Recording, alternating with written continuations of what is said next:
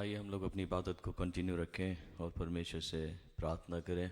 परमेश्वर की हुजूरी में बैठकर उसके सामने नतमस्तक हों और परमेश्वर का शुक्र अदा करें। प्रभु का वचन कहता है, हे मेरे मन, तू यहोवा को धन्य कह। हे मेरे परमेश्वर यहोवा, तू अत्यंत महान है। तू वैभव और ऐश्वर्य का वस्त्र पहने हुए है, जो उजियाले को चादर के समान ओढ़े रहता है और आकाश को तंबू के समान ताने रहता है, जो अपनी अटारियों की कड़ियां जल से धरता और मेघों को अपना रथ बनाता है और पवन के पंखों पर चलता है, जो पवनों को अपने दूत और धधकती आग को अपने टहलुए बनाता है। यहोवा का धन्यवाद करो, उससे प्रार्थना करो। हे देश देश के लोगों, उसके कामों का प्रचार करो। उसके लिए गीत गाओ, उसके लिए भजन गाओ। उसके सब आश्चर्य कर्मों पर ध्यान करो, उसके पवित्र नाम की बड़ाई करो। प्रार्थना करें। धन्यवाद देते हैं पिता परमेश्वर कि हमको एक बार फिर से अवसर मिला कि हम अपने जीवन में आज के दिन को देखने पाए। ये सिर्फ और सिर्फ प्रभु तेरी करुणा, तेरी दया, तेरे प्यार की बदौलत होने पाया। पिता परमेश्वर, हम शुक्र अदा करते हैं कि प्रभु हमको आज के दिन में ये अवसर मिला कि हम तेरे भवन में बैठकर इकट्ठे होकर तेरे नाम का गुणानुवाद करें, तुझे सराहे, तुझे धन्य कहें, तेरी तमजीद करें प्रभु, क्योंकि तू अति स्तुति और प्रशंसा और वर्शिप के योग्य है। पिता परमेश्वर, मैं प्रार्थना करता हूँ जितने लोग यहाँ पर उपस्थित हैं और जितने मार्गों में हैं प्रभु, हम सबको इकट्ठा करें ताकि हम एक मन एक चित्त होकर प्रभु आराधना कर सकें। तेरे पवित्र आत्मा का कंट्रोल पिता अपने ऊपर चाहते हैं, हमें कंट्रोल करें, हमारी एकाग्रता को भंग ना होने दें, वरन हम तुझ में लीन होकर प्रभु तेरी आराधना करें। सच्चे परस्तार प्रभु तेरी दृष्टि में ठहरने पाएँ, जो आत्मा और सच्चाई के साथ भजन और स्तुति और आराधना करें। पिता परमेश्वर, हमें पूरी तरह से अपने संरक्षण में रखें और हमसे पिता परमेश्वर अपनी महिमा लें।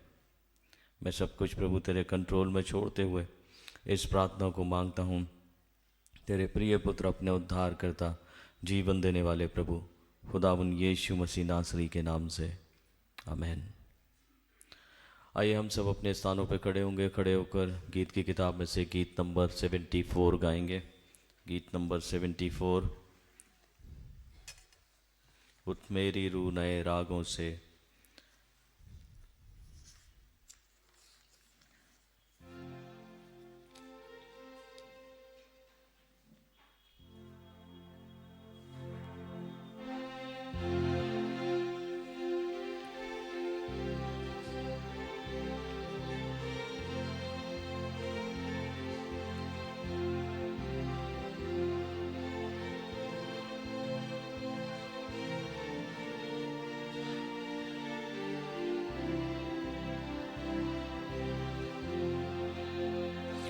उठ मेरी रूह नए रागों,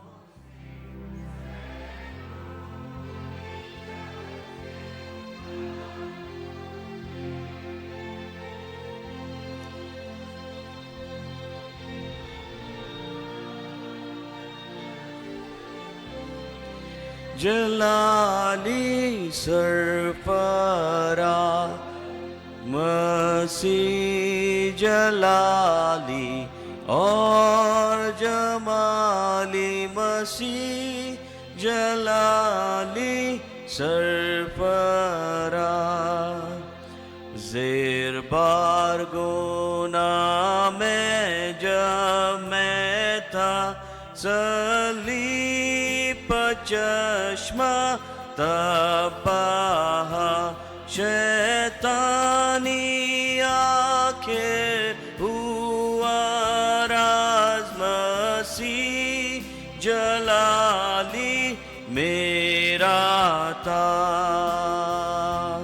मसीह जलाली और जमाली, मसीह जलाली मेरा था। ये दुनिया जब सताती थी, मसीह की कुबा संग रही, उतारा मेरा सारा भार, मसीह जलाली मेरा यार, सी जलाली और जमाली, मसीह जलाली। जल्दावे मुझ पर मौत का, जल्दो मसीह का मेरा सा, बेहिस्त में पाऊंगा बना मसीह जलाली मेरा शाम, मसीह जलाली और जमाली, मसीह जलाली मेरा शाम। हम सब खड़े रहकर अपने ईमान को मजबूत करें और अपने अकीदे को एक साथ दोहराएंगे जो रसूलों के द्वारा ठहराया गया है। मैं अधिकार रखता हूँ खुदा कादर मुतलक बाप पर, जिसने आसमान और ज़मीन को पैदा किया, और उसके इकलौते बेटे हमारे खुदावन यीशु मसीह पर, जो रूहुल कुदूस से मुजस्सम होकर वारी मरियम से पैदा हुआ, पैंतोस पिलातुस की उम्मत में दुख उठाया, सलीब पर खींचा गया, मर गया, दफन हुआ, तीसरे दिन मुर्दों में से जी उठा, आसमान पर चढ़ गया, खुदा बाप कादर मुतलक के दाहिने हाथ बैठा है, जहाँ से वे जिंदों और मुर्दों का इंसाफ करने को आएगा। मैं अधिकार रखता हूँ रूहुल कुदूस पर, पाक कलीसिया आम पर, मुकद्दसों के लिए पाकत, गुनाहों की माफ़ी, जिस्म के जी उठने और हमेशा की ज़िंदगी पर। आमीन। जमात परवानी से बैठ जाए। ये वक्त होगा कि हम लोग प्रार्थना में चलेंगे, लेकिन इससे पहले कि हम लोग प्रार्थना करें, हम तमाम उन लोगों के नाम सुनते हैं और उनके लिए प्रार्थना करते हैं जो इस वीक में अपने बर्थडे सेलिब्रेट कर रहे हैं, और जो बीमार हैं उनके लिए प्रार्थना करें। आज के दिन में जिनके बर्थडे हैं वो इस तरीके से हैं: Mrs Neelima William, Mrs Dorothy Teresa, Mrs Ankita Sharma.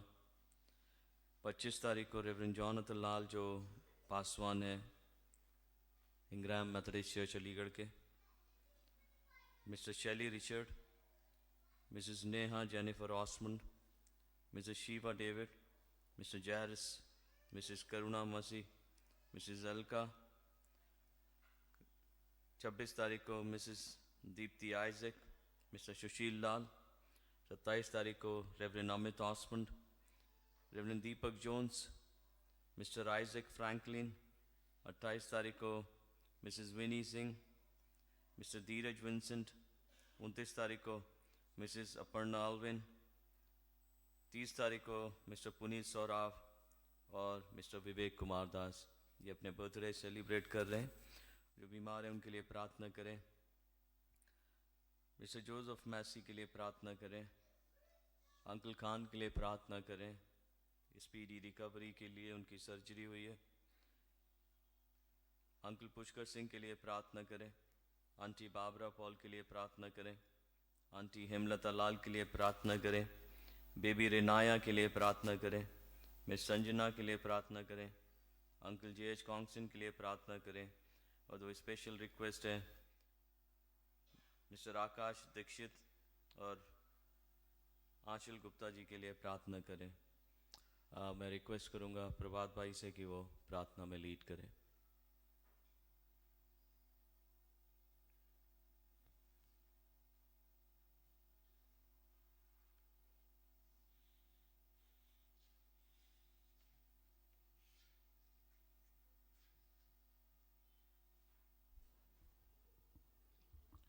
आइए हम बताएं और प्रार्थना करें।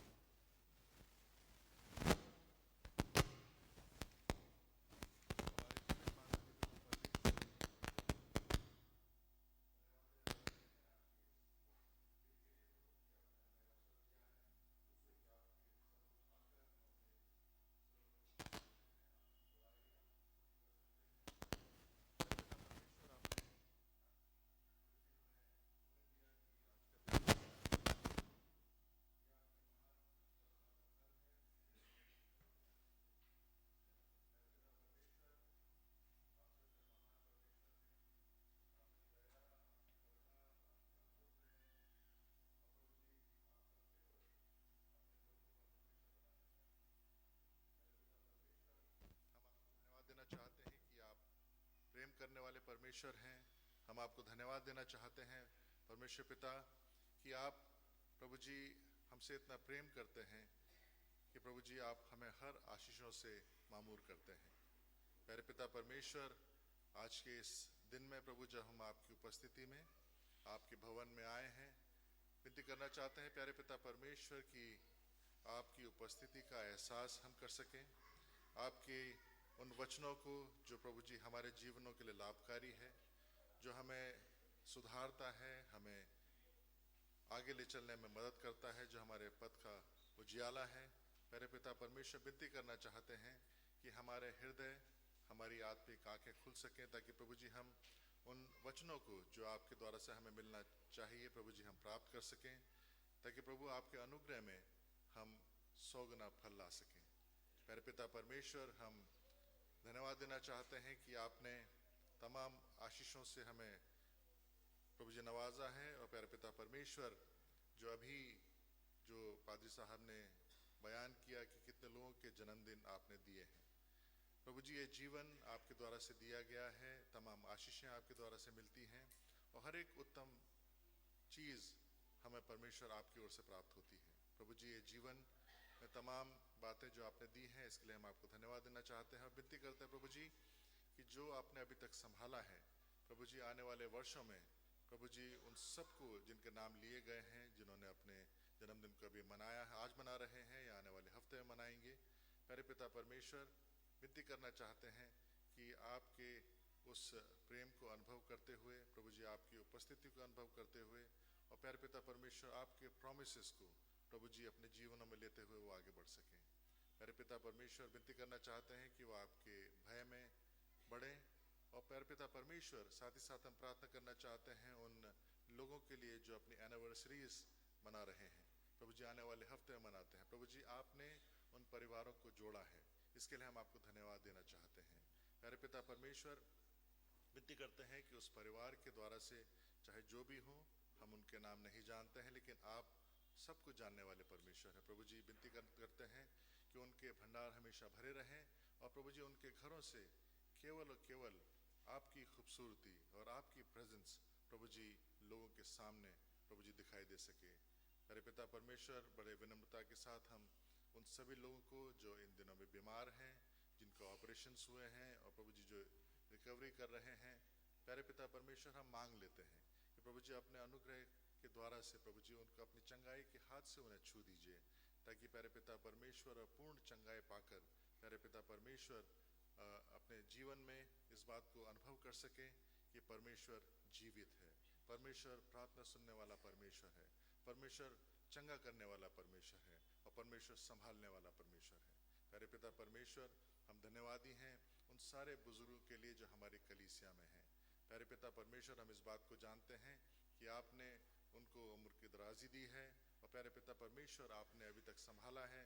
विनती करना चाहते हैं प्रभु जी, जिनके बच्चे दूर हैं, प्रभु जी जिनके और भी आवश्यकताएं हैं, फाइनेंसेस हैं, प्रभु हम सारी बातों को आपके हाथों में सौंप देते हैं और ख़ास तौर से हम विनती करना चाहते हैं प्रभु जी कि ऐसे समय में प्रभु जी आप उनको स्वस्थ रखें और उनको चंगा रखें। प्यारे पिता परमेश्वर, हम धन्यवादी हैं कि कल प्रभु जी हमारे चर्च में जो कैरल्स का प्रोग्राम हुआ, प्यारे पिता परमेश्वर हम इस बात को देख सकते हैं कि उस खुशी में हम धीमे से अब प्रवेश कर रहे हैं। विनती करते हैं प्रभु जी कि आने वाले दिनों में, आने वाले हफ्तों में जब हम में से प्रत्येक उस खुशी में सम्मिलित होते हैं, प्रभु जी जब आपके आने की उस खुशी को हम एक दूसरे के साथ जाहिर करते हैं। प्रभु जी आपकी शांति को, आपके आनंद को, आपकी आशा को और प्रभु जी आपके उस उद्धार को प्रभु जी अनुभव करते हुए हम हर एक के साथ बांट सकें, ताकि प्रभु जी आपके आने के कारण प्रभु जी लोगों के जीवनों में प्रभु पता लग सके। प्यारे पिता परमेश्वर, हम इस समय में खास तौर से धन्यवादी हैं।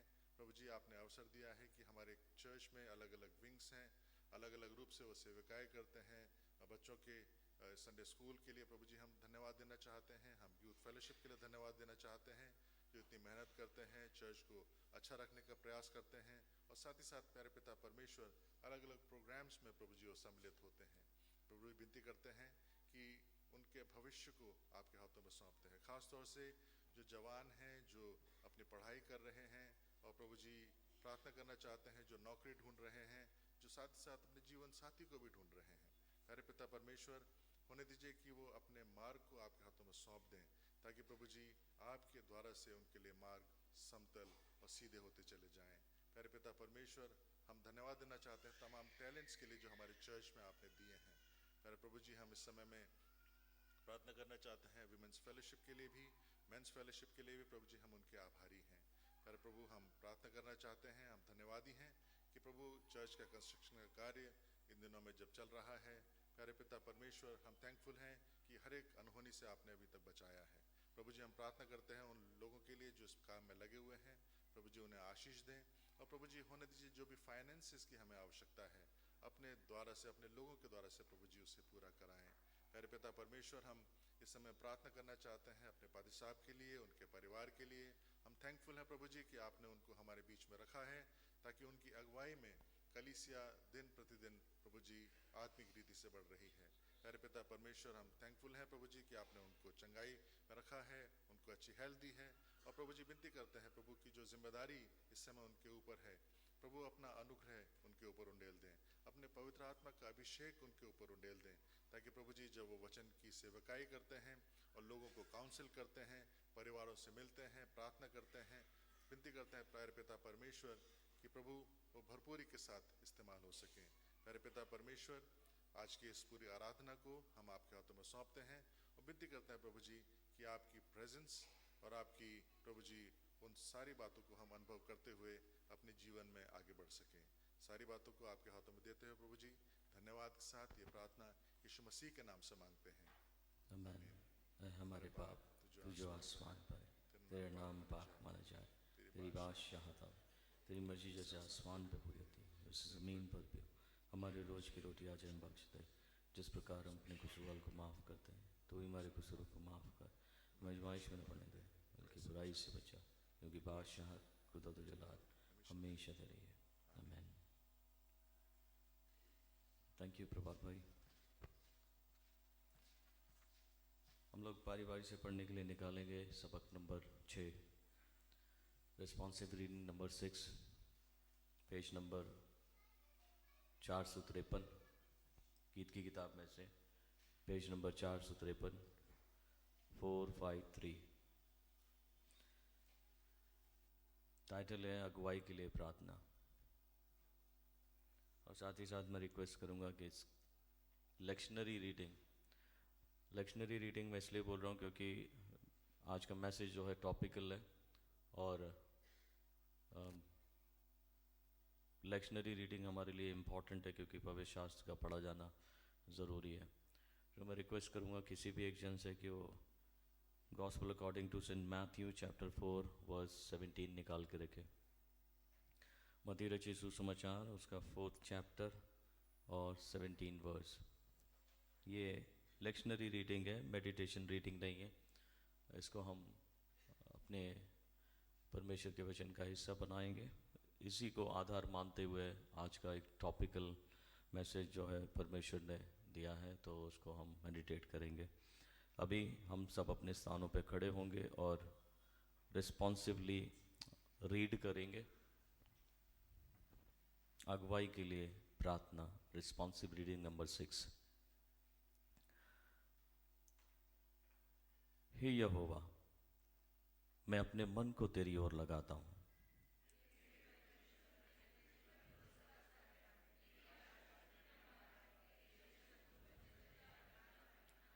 वरन जितने तेरी बाट जोते हैं उनमें से किसी की आशा न टूटेगी, पर जो अकारण विश्वासघाती हैं उन्हीं की आशा टूटेगी।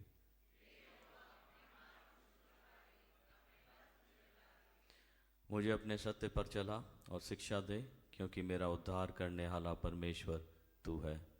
दिन भर मैं तेरी ही बाट जोता रहता हूँ।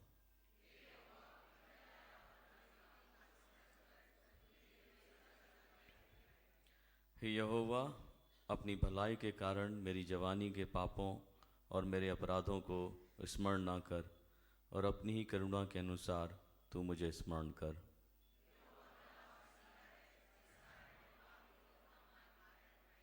वह नम्र लोगों को न्याय पर चलाएगा और नम्र लोगों को अपना मार्ग दिखाएगा।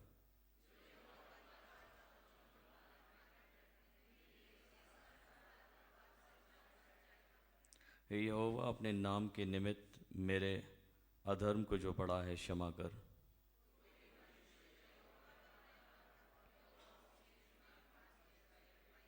वह कुशल से टिका रहेगा और उसका वंश पृथ्वी का अधिकारी होगा।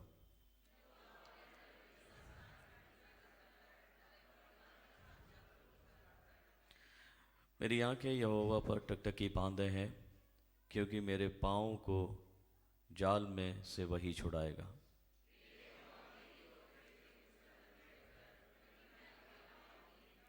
मेरे हृदय का क्लेश बढ़ गया है, तू मुझे सकेती से निकाल।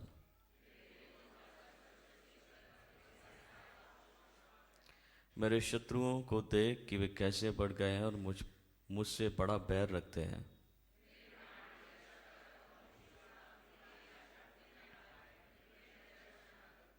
खराई और सिदाई मेरी रक्षा करें, क्योंकि मैं तेरी बाट जोता हूँ। साथ साथ पढ़ें। हे परमेश्वर, इस्राएल को उसके सारे संकटों से छुड़ा ले। हो सिताइश बाप की और बेटे की और रूह कुदूस की भी, जैसे इब्तिदा में हुई है, आज भी और रहेगी हमेशा तक। आमीन,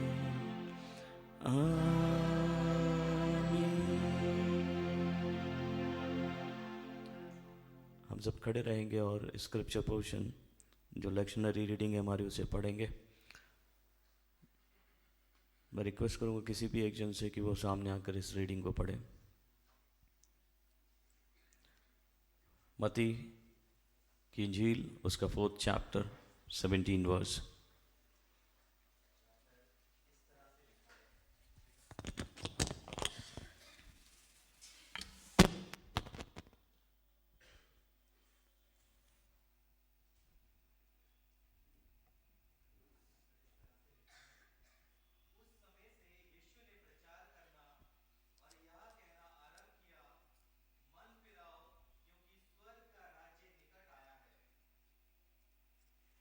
परमेश्वर अपने वचन के पढ़े जाने और सुने जाने पर अपनी आशीष दे।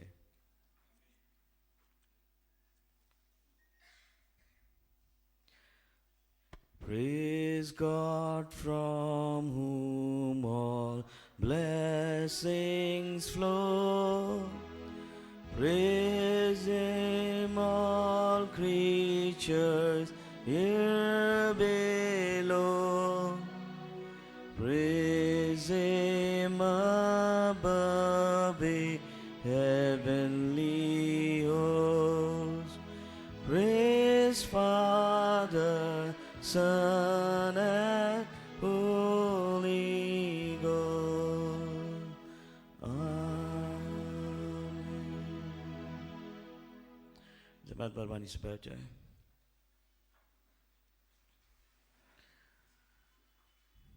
मैं आपके सामने चर्च अनाउंसमेंट रखना चाहता हूँ और चर्च अनाउंसमेंट इस तरीके से है।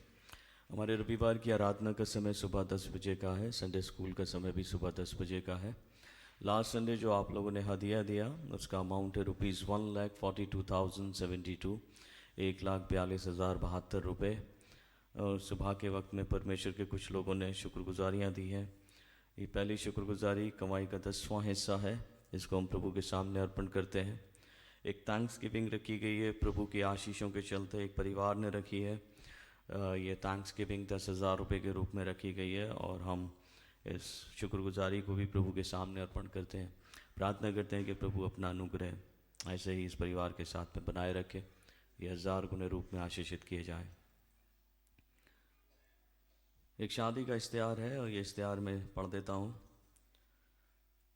मिस्टर अर्पित पीटर जो मिस्टर गैरोरियस पीटर के बेटे हैं और Saint John's Church CNI Meerut Cantt के सदस्य हैं, इनका विवाह में शरीन सिंह जो मिस्टर दीपक कुमार की बेटी हैं और हमारे चर्च की सदस्य हैं, 4 दिसंबर दोपहर 3:30 बजे इनका विवाह इसी चर्च में होना करार पाया गया है और ये विवाह के संबंध में दूसरी पुकार है। और कोई भी साहिबान ये समझता है कि ये कानूनी तौर पर इस पवित्र रिश्ते में नहीं बांधे जा सकते, समय से पहले प्रूफ के साथ में हमें इत्तला करें, नहीं तो हमेशा के लिए खामोश रहें। जैसे कि हम जानते हैं कि नेक्स्ट संडे से हम लोग एडवेंट सीज़न में प्रवेश करेंगे और नेक्स्ट संडे की जो इबादत होगी फर्स्ट एडवेंट संडे के रूप में हम लोग मनाएंगे। और फर्स्ट एडवेंट संडे में जो है होली कम्युनियन सर्विस होगी और आप पूरी तैयारी के साथ आएँ। और साथ ही साथ मैं जो संडेज़ हैं उनके बारे में बता देता हूँ। उसके बाद वाला जो संडे होगा, सेकंड संडे जिसको सेकंड एडवेंट संडे बोलते हैं, ये 8 तारीख को पड़ेगा और ये इबादत जो है वाइट गिफ्ट संडे के रूप में यहाँ पर कंडक्ट की जाएगी WSS के मेंबरान के द्वारा। उसमें पूरी तैयारी रखें और साथ ही साथ अपने गिफ्ट्स, अपने डोनेशंस जो हैं आप ला सकते हैं। और साथ ही साथ मैं थर्ड संडे के बारे में बता देता हूँ। थर्ड संडे जो है 15 तारीख का होगा। 15 तारीख की इबादत जो है नेटिविटी संडे के रूप में होगी, जहाँ पर संडे स्कूल के चिल्ड्रन जो हैं नेटिविटी को प्रदर्शित करेंगे। और फोर्थ संडे जो है फोर्थ एडवेंट संडे जो है हमारा सिंग सॉन्ग सर्विस के रूप में सेलिब्रेट किया जाएगा। फिर उसके बाद क्रिसमस की इबादत 25 दिसंबर को होगी सुबह 10 बजे। तो ये क्रिसमस तक के जो है डिटेल मैं आपको दे रहा हूँ अभी, और इस बीच में जो भी इवेंट्स आएंगे उनको मैं इतला करता रहूँगा बीच बीच में। विनियार्ड चर्च से एक अनाउंसमेंट है, क्रिसमस कार्निवल का आयोजन किया गया है 1 दिसंबर को दोपहर 12 बजे से फरगर स्कूल के ग्राउंड में। ये एक फेट है जिसमें आप आनंद ले सकते हैं, संगीत का भी आनंद ले सकते हैं। और मैं आप सबको आमंत्रित करता हूँ इस फेट के लिए, आप इसका लाभ उठा सकते हैं और प्रभु के लोगों के साथ में फेलोशिप कर सकते हैं। पास्टरेट कमेटी के मेंबरान से दरख्वास्त है कि इबादत के बाद रुक जाएं शॉर्ट मीटिंग के लिए। मैं आपको सूचित करना चाहता हूं कि 26 और 27 मैं अपने स्टेशन पे नहीं होऊंगा और ये एक इम्पॉर्टेंट मीटिंग है जिसमें लगभग सभी पास्टर्स जो हैं इसमें हिस्सा लेंगे, आगरा रीजनल कॉन्फ्रेंस के और दिल्ली रीजनल कॉन्फ्रेंस के। सो 26 और 27 आप मार्क कर सकते हैं। और इस बीच में कोई भी ऐसा मीटिंग्स ना रखें। 27 को मैं शाम तक वापस हो पाऊँगा। जहाँ तक मुझे ध्यान आ रहा है 27 को एक मीटिंग है। मैं कोशिश करूँगा कि उस मीटिंग को करने के लिए मैं वापस आ सकूँ।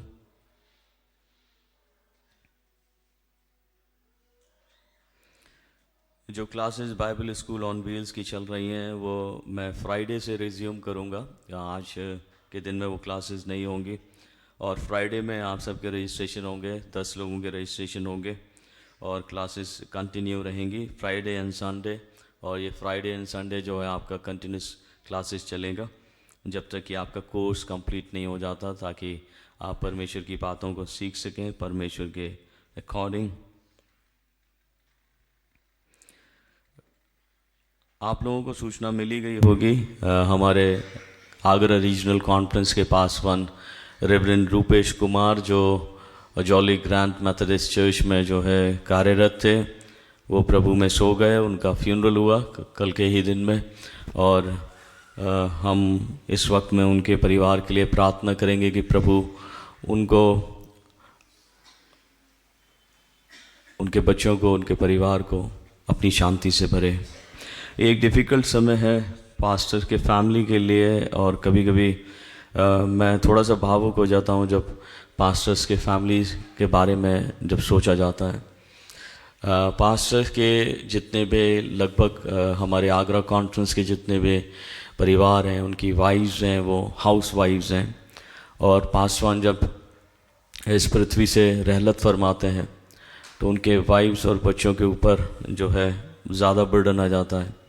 और ऐसे में तमाम वो चर्चेज़ जिनके अंदर वो खिदमत करते हैं, मैं चाहता हूँ कि वो अगर रिस्पॉन्सिबिलिटी लेना चाहते हैं तो रिस्पॉन्सिबिलिटी ले सकते हैं उनको टेक केयर करने की, क्योंकि बड़े डेडिकेशन के साथ में वो अपनी पूरी ज़िंदगी को परमेश्वर के हवाले करते हैं कि वो परमेश्वर की खिदमत करें, उसके कामों को पूरा करें।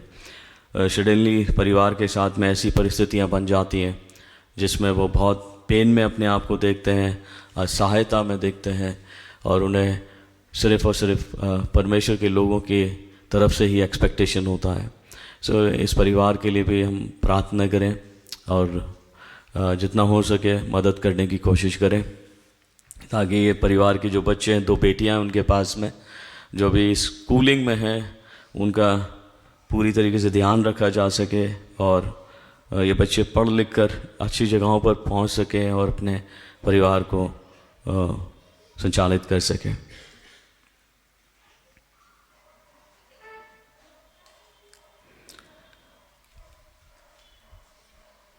मैं चाहता हूं कि हम लोग थोड़ी देर प्रार्थना में वक्त बिताएं और परिवार के लिए प्रार्थना करें, थैंक्सगिविंग के लिए प्रार्थना करें।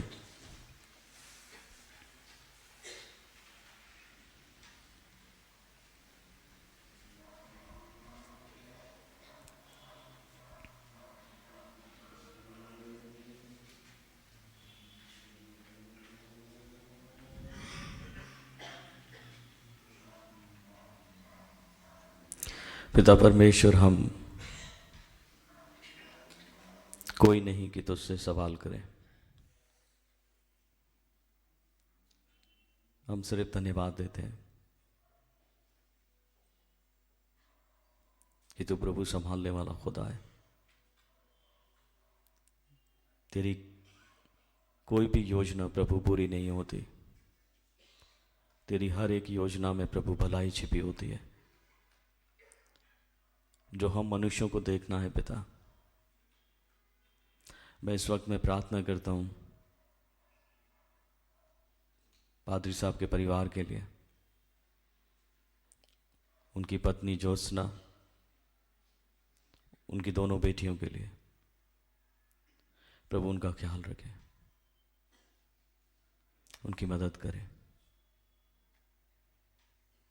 अपने लोगों को तैयार करें, क्योंकि प्रभु तूने ही ठहराया है उन्हें अपना भाग, और इसलिए हम प्रभु उन्हें तेरे हाथों में समर्पित करते हैं। सबसे पहले तो उन्हें शांति से भरें, अपनी मौजूदगी से उस रिक्त स्थान को भर दें कि तेरे लोग प्रभु हमेशा अपने जीवन में तुझे हाजिर जाने। इन शुक्रगुजारियों के वास्ते प्रार्थना करते हैं कि प्रभु ये शुक्रगुजारियाँ तेरे लोगों के द्वारा दी गई हैं, इन्हें कबूल फरमाए और 1000 गुने रूप में उनके जीवन को आशीष में बनाए। खुदा उन यीशु मसीह के वसीले से, आमीन। बीते वक्त में परमेश्वर ने 2 लोगों को विवाह के बंधन में बांधा है, और अगर वो आज दोनों लोग मौजूद हैं तो मैं उन्हें चर्च में ब्लेस करना चाहता हूँ, ब्लेसिंग देना चाहता हूँ। मैं सबसे पहले रिक्वेस्ट करूँगा अभिषेक जॉर्ज और उनकी पत्नी आराधना से कि अगर वो हमारे बीच में है तो आगे आए, और साथ ही साथ शोएब डैनियल और उनकी पत्नी निकिता अगर बीच में है तो वो भी आ सकते हैं आगे।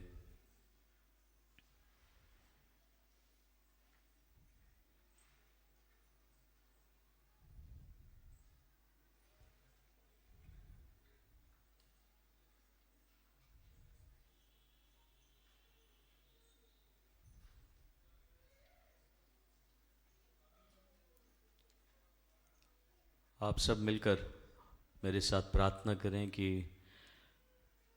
प्रभु उनके विवाहित जीवन को सुख में, समृद्धि में, आशीषों में भर दे। प्रार्थना करेंगे।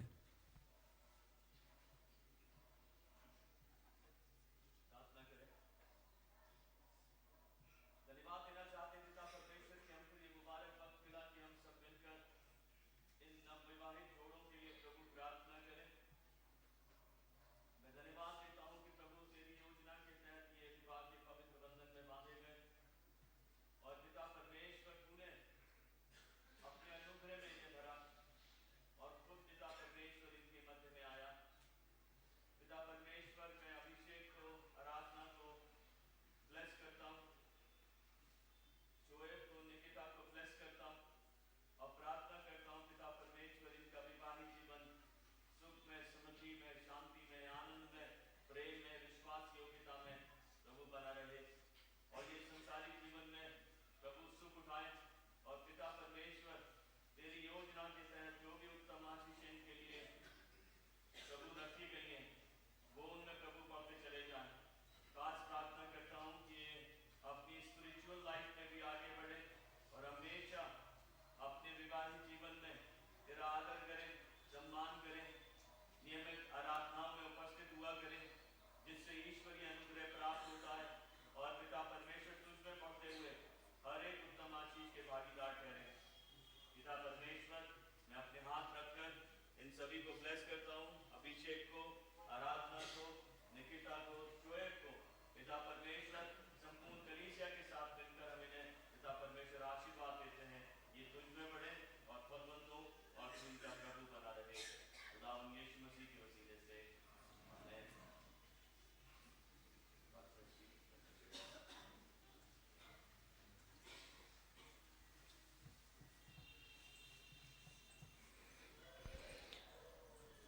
अजीज़ों, इसके अलावा और कोई विशेष सूचना नहीं है। यदि होगी तो हम खुदा के खादिम आपको इत्तला करेंगे।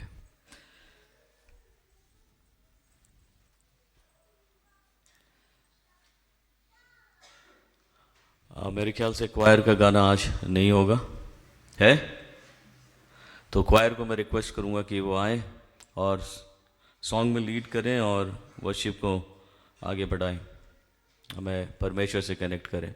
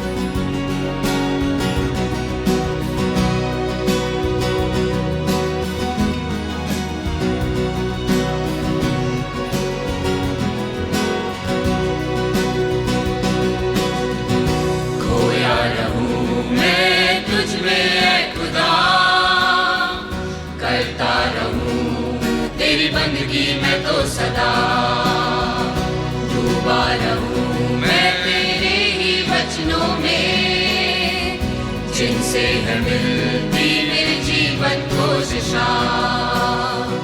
खोया रहूं मैं तुझ में ऐ खुदा, करता रहूं तेरी बंदगी मैं तो सदा डूबा रहूं मैं तेरे ही वचनों में, जिनसे है मिलती मेरे जीवन को दिशा।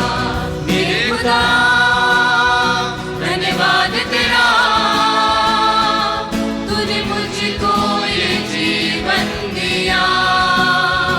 मैं करता रहूं महिमा तेरी, कि जब तक चले ये सांसें मेरी।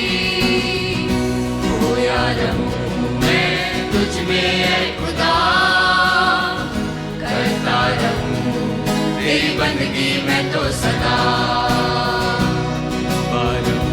मैं तेरे ही वचनों में, जिनसे है मिलती मेरे जीवन को दिशा।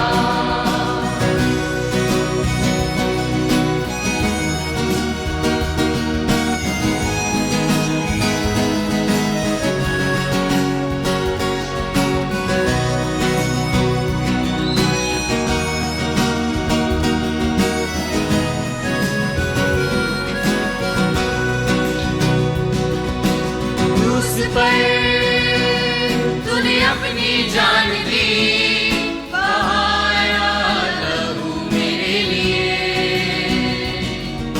चरवाहा मेरा तू ही बना, भटकने ना मुझको दिया।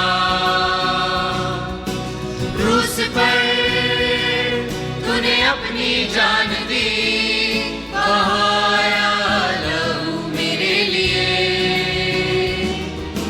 चरवाहा मेरा तू ही बना, भटकने ना मुझको दिया। दुर्लभ तेरी लगी है मुझे यीशु, तू है मेरा बादशाह। खोया रहूं मैं तुझ में ऐ खुदा, करता रहूं तेरी बंदगी मैं तो सदा डूबा रहूं मैं तेरे ही वचनों में, जिनसे है मिलती मेरे जीवन को दिशा।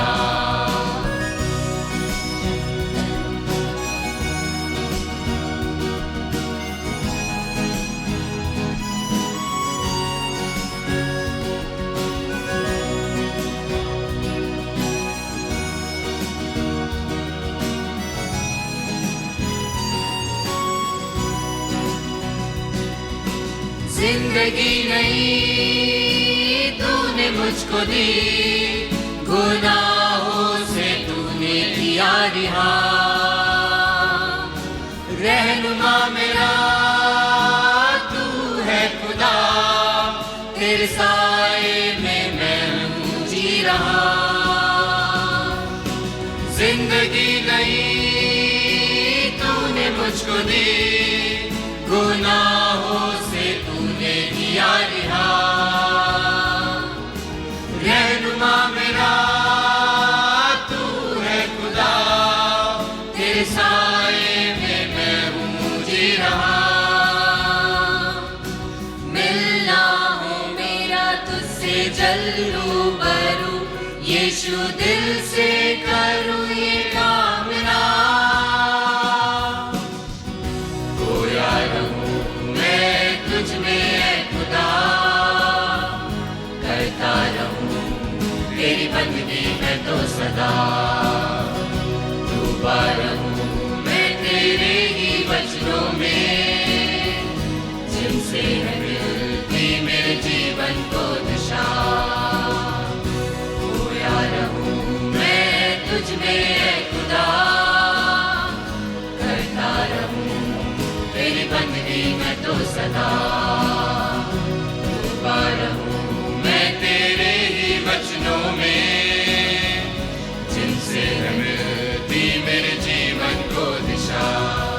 खुदा धन्यवाद तेरा, तूने मुझको ये जीवन दिया। मैं करता रहूं महिमा तेरी, ये जब तक चले ये सांसें मेरी। खोया रहूं मैं तुझ में ऐ खुदा, करता रहूं तेरी बंदगी मैं तो सदा। डूबा रहूं मैं तेरे ही वचनों में, जिनसे है मिलती मेरे जीवन को दिशा। जिनसे है मिलती मेरे जीवन को दिशा। जिनसे है मिलती मेरे जीवन को दिशा।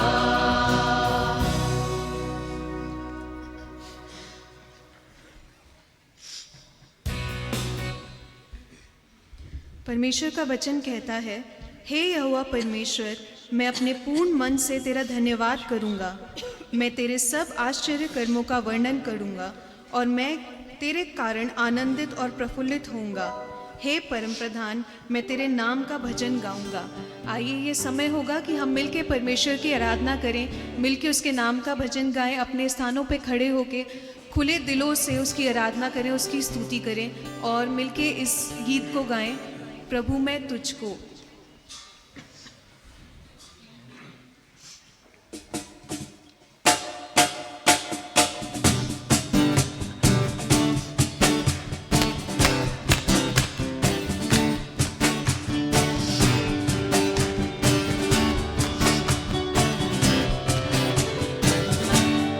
प्रभु मैं खुद को तेरे करीब लाऊं और तेरे नाम को धन्य कहूँ। प्रभु मैं खुद को तेरे करीब लाऊं और तेरे नाम को धन्य कहूँ। तू ही योग्य है, आदर के योग्य है, महिमा मिले तुझे और आराधना भी। तू ही योग्य है, आदर के योग्य है, महिमा मिले तुझे और आराधना भी। प्रभु मैं खुद को तेरे करीब लाऊं और तेरे नाम को धन्य कहूँ। तू ही योग्य है, आदर के योग्य है, महिमा मिले तुझे और आराधना भी। तू ही योग्य है, आदर के योग्य है, महिमा मिले तुझे और आराधना भी।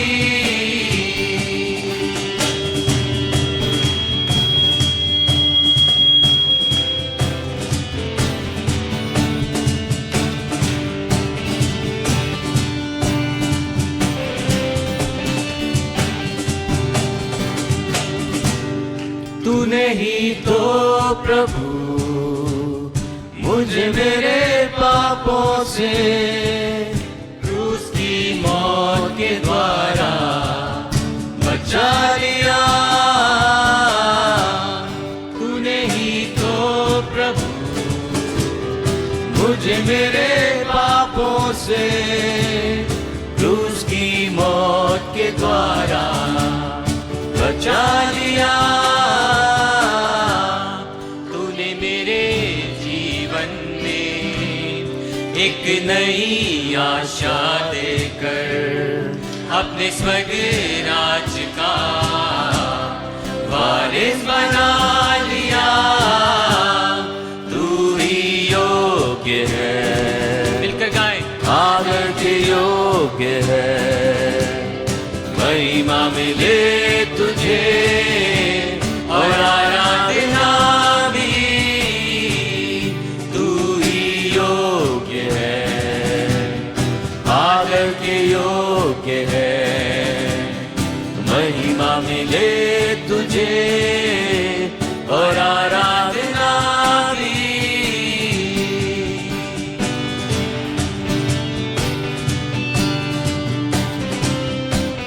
हाँ प्रभु, धन्यवाद की बेटे, हम आपके सम्मुख चढ़ाते हैं और पूरे तन मन से प्रभु जी हम तेरे आगे झुक जाते हैं। मेरे धन्यवाद की भेंट तेरे सन्मुख प्रभु, पूरे तन मन से मैं तुझको चढ़ाता हूँ। मेरे धन्यवाद की भेंट तेरे सन्मुख प्रभु, पूरे तन मन से मैं तुझको चढ़ाता हूँ।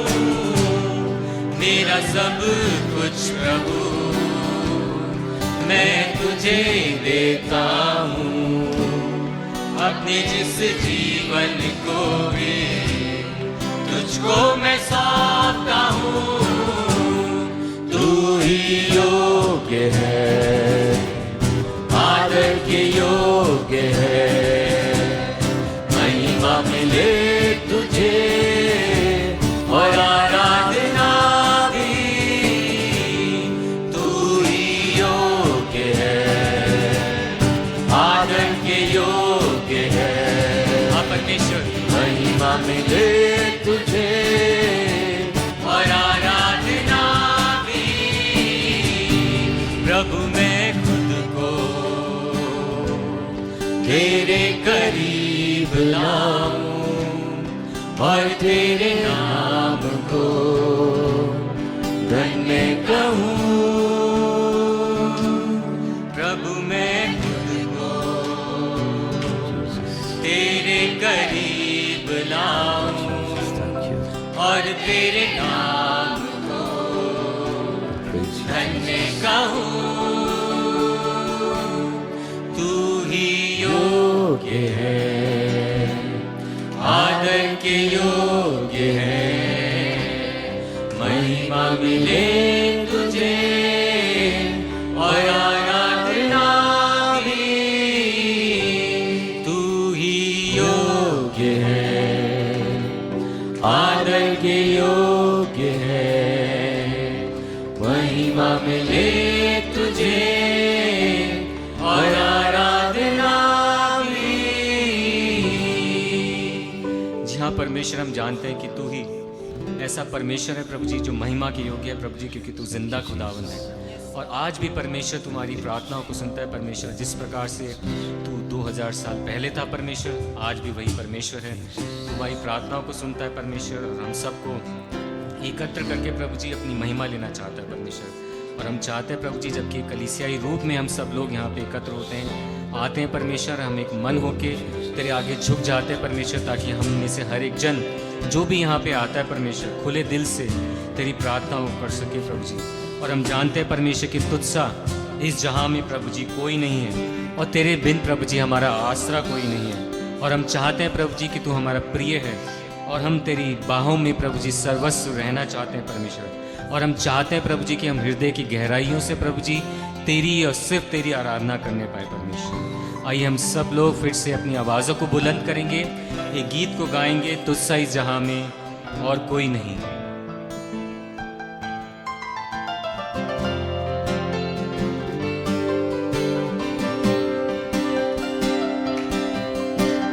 तुझसा इस जहाँ में और कोई है नहीं, तुझ बिन आसरा मेरा है ना कहीं।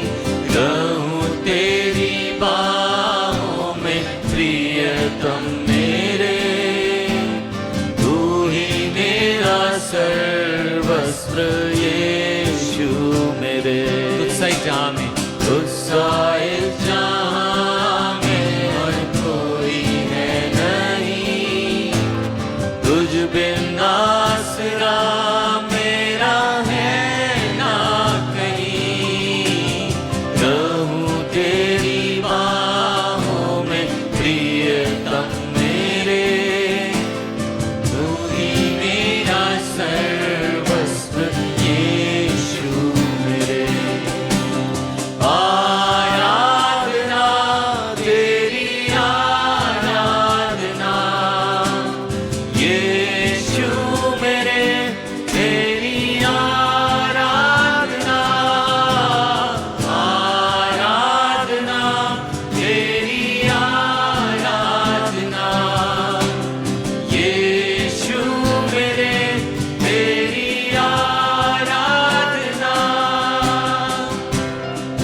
हाँ प्रभु, हम सब लोग अपने आप को तेरे हाथों में अर्पण करते हैं प्रभु जी, और तू अपने वचन के द्वारा हम सबको दो परमेश्वर, ताकि तेरी इच्छा हमारे जीवन में पूर्ण होने पाए और तेरी पवित्र आत्मा परमेश्वर हम सब के लिए एक आशीष का कारण ठहरे।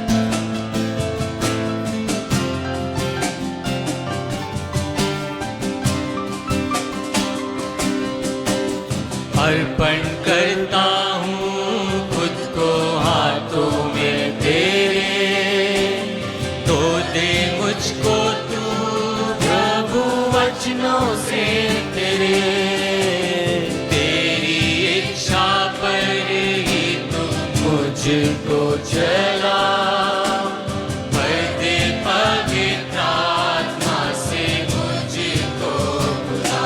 अर्पण करता हूँ, Praise Him.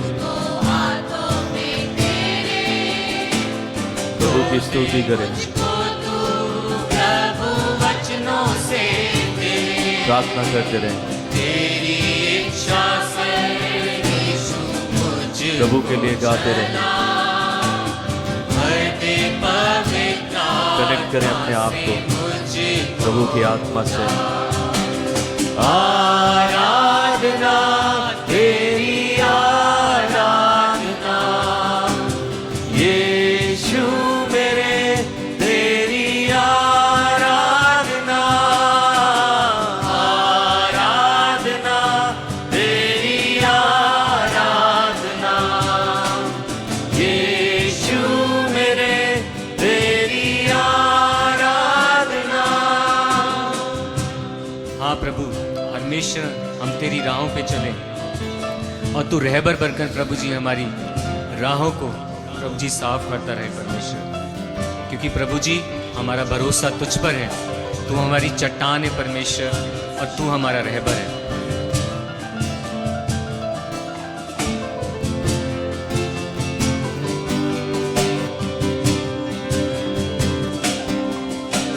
चलता मैं रहूं तेरी राहों पर सदा, मन के रहबर मेरा तू चलना संग खुदा, तुझ पर ही बना रहे मेरा भरोसा, तू मेरी चट्टान हूँ, तुझ में स्थिर सदा। चलता प्रभु के लिए गाएं, कन्फेस करके गाएं, दृढ़ निश्चय के साथ गाएं, कमिटमेंट के साथ गाएं।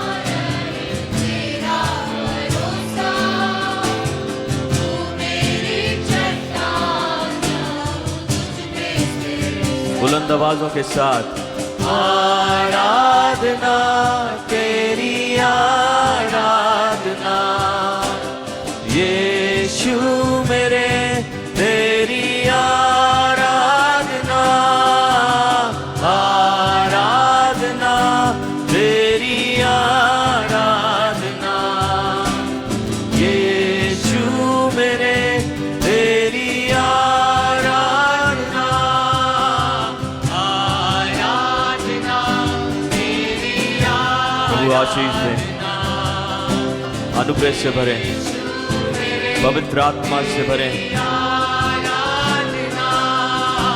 As we are singing your praises, Lord, fill us with your Spirit, anointing.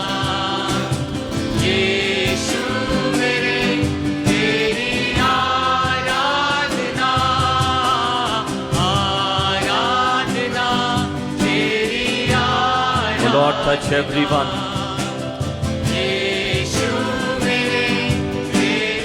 Touch with your mighty hands.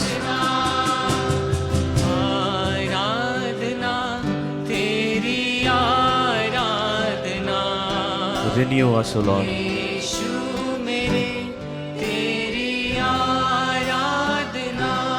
Jesus. Bless everyone, Lord. Prepare us to receive your word.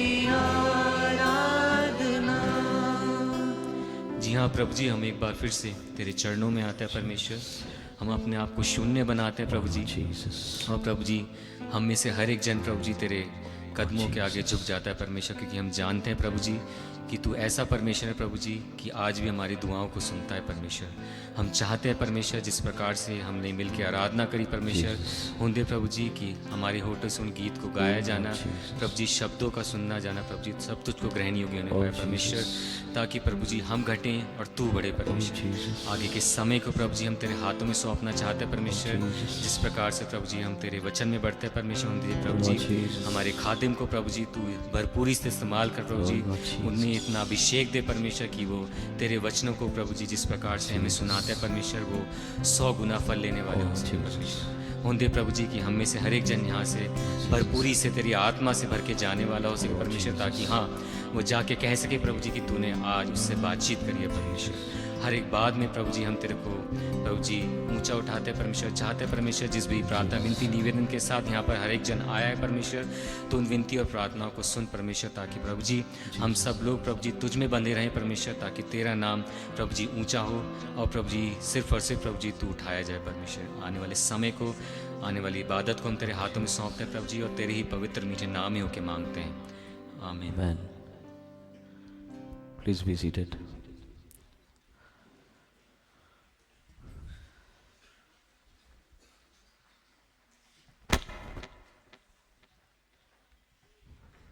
मैं सबसे पहले तो आप सबको ग्रीट करता हूं प्रभु यीशु के नाम में।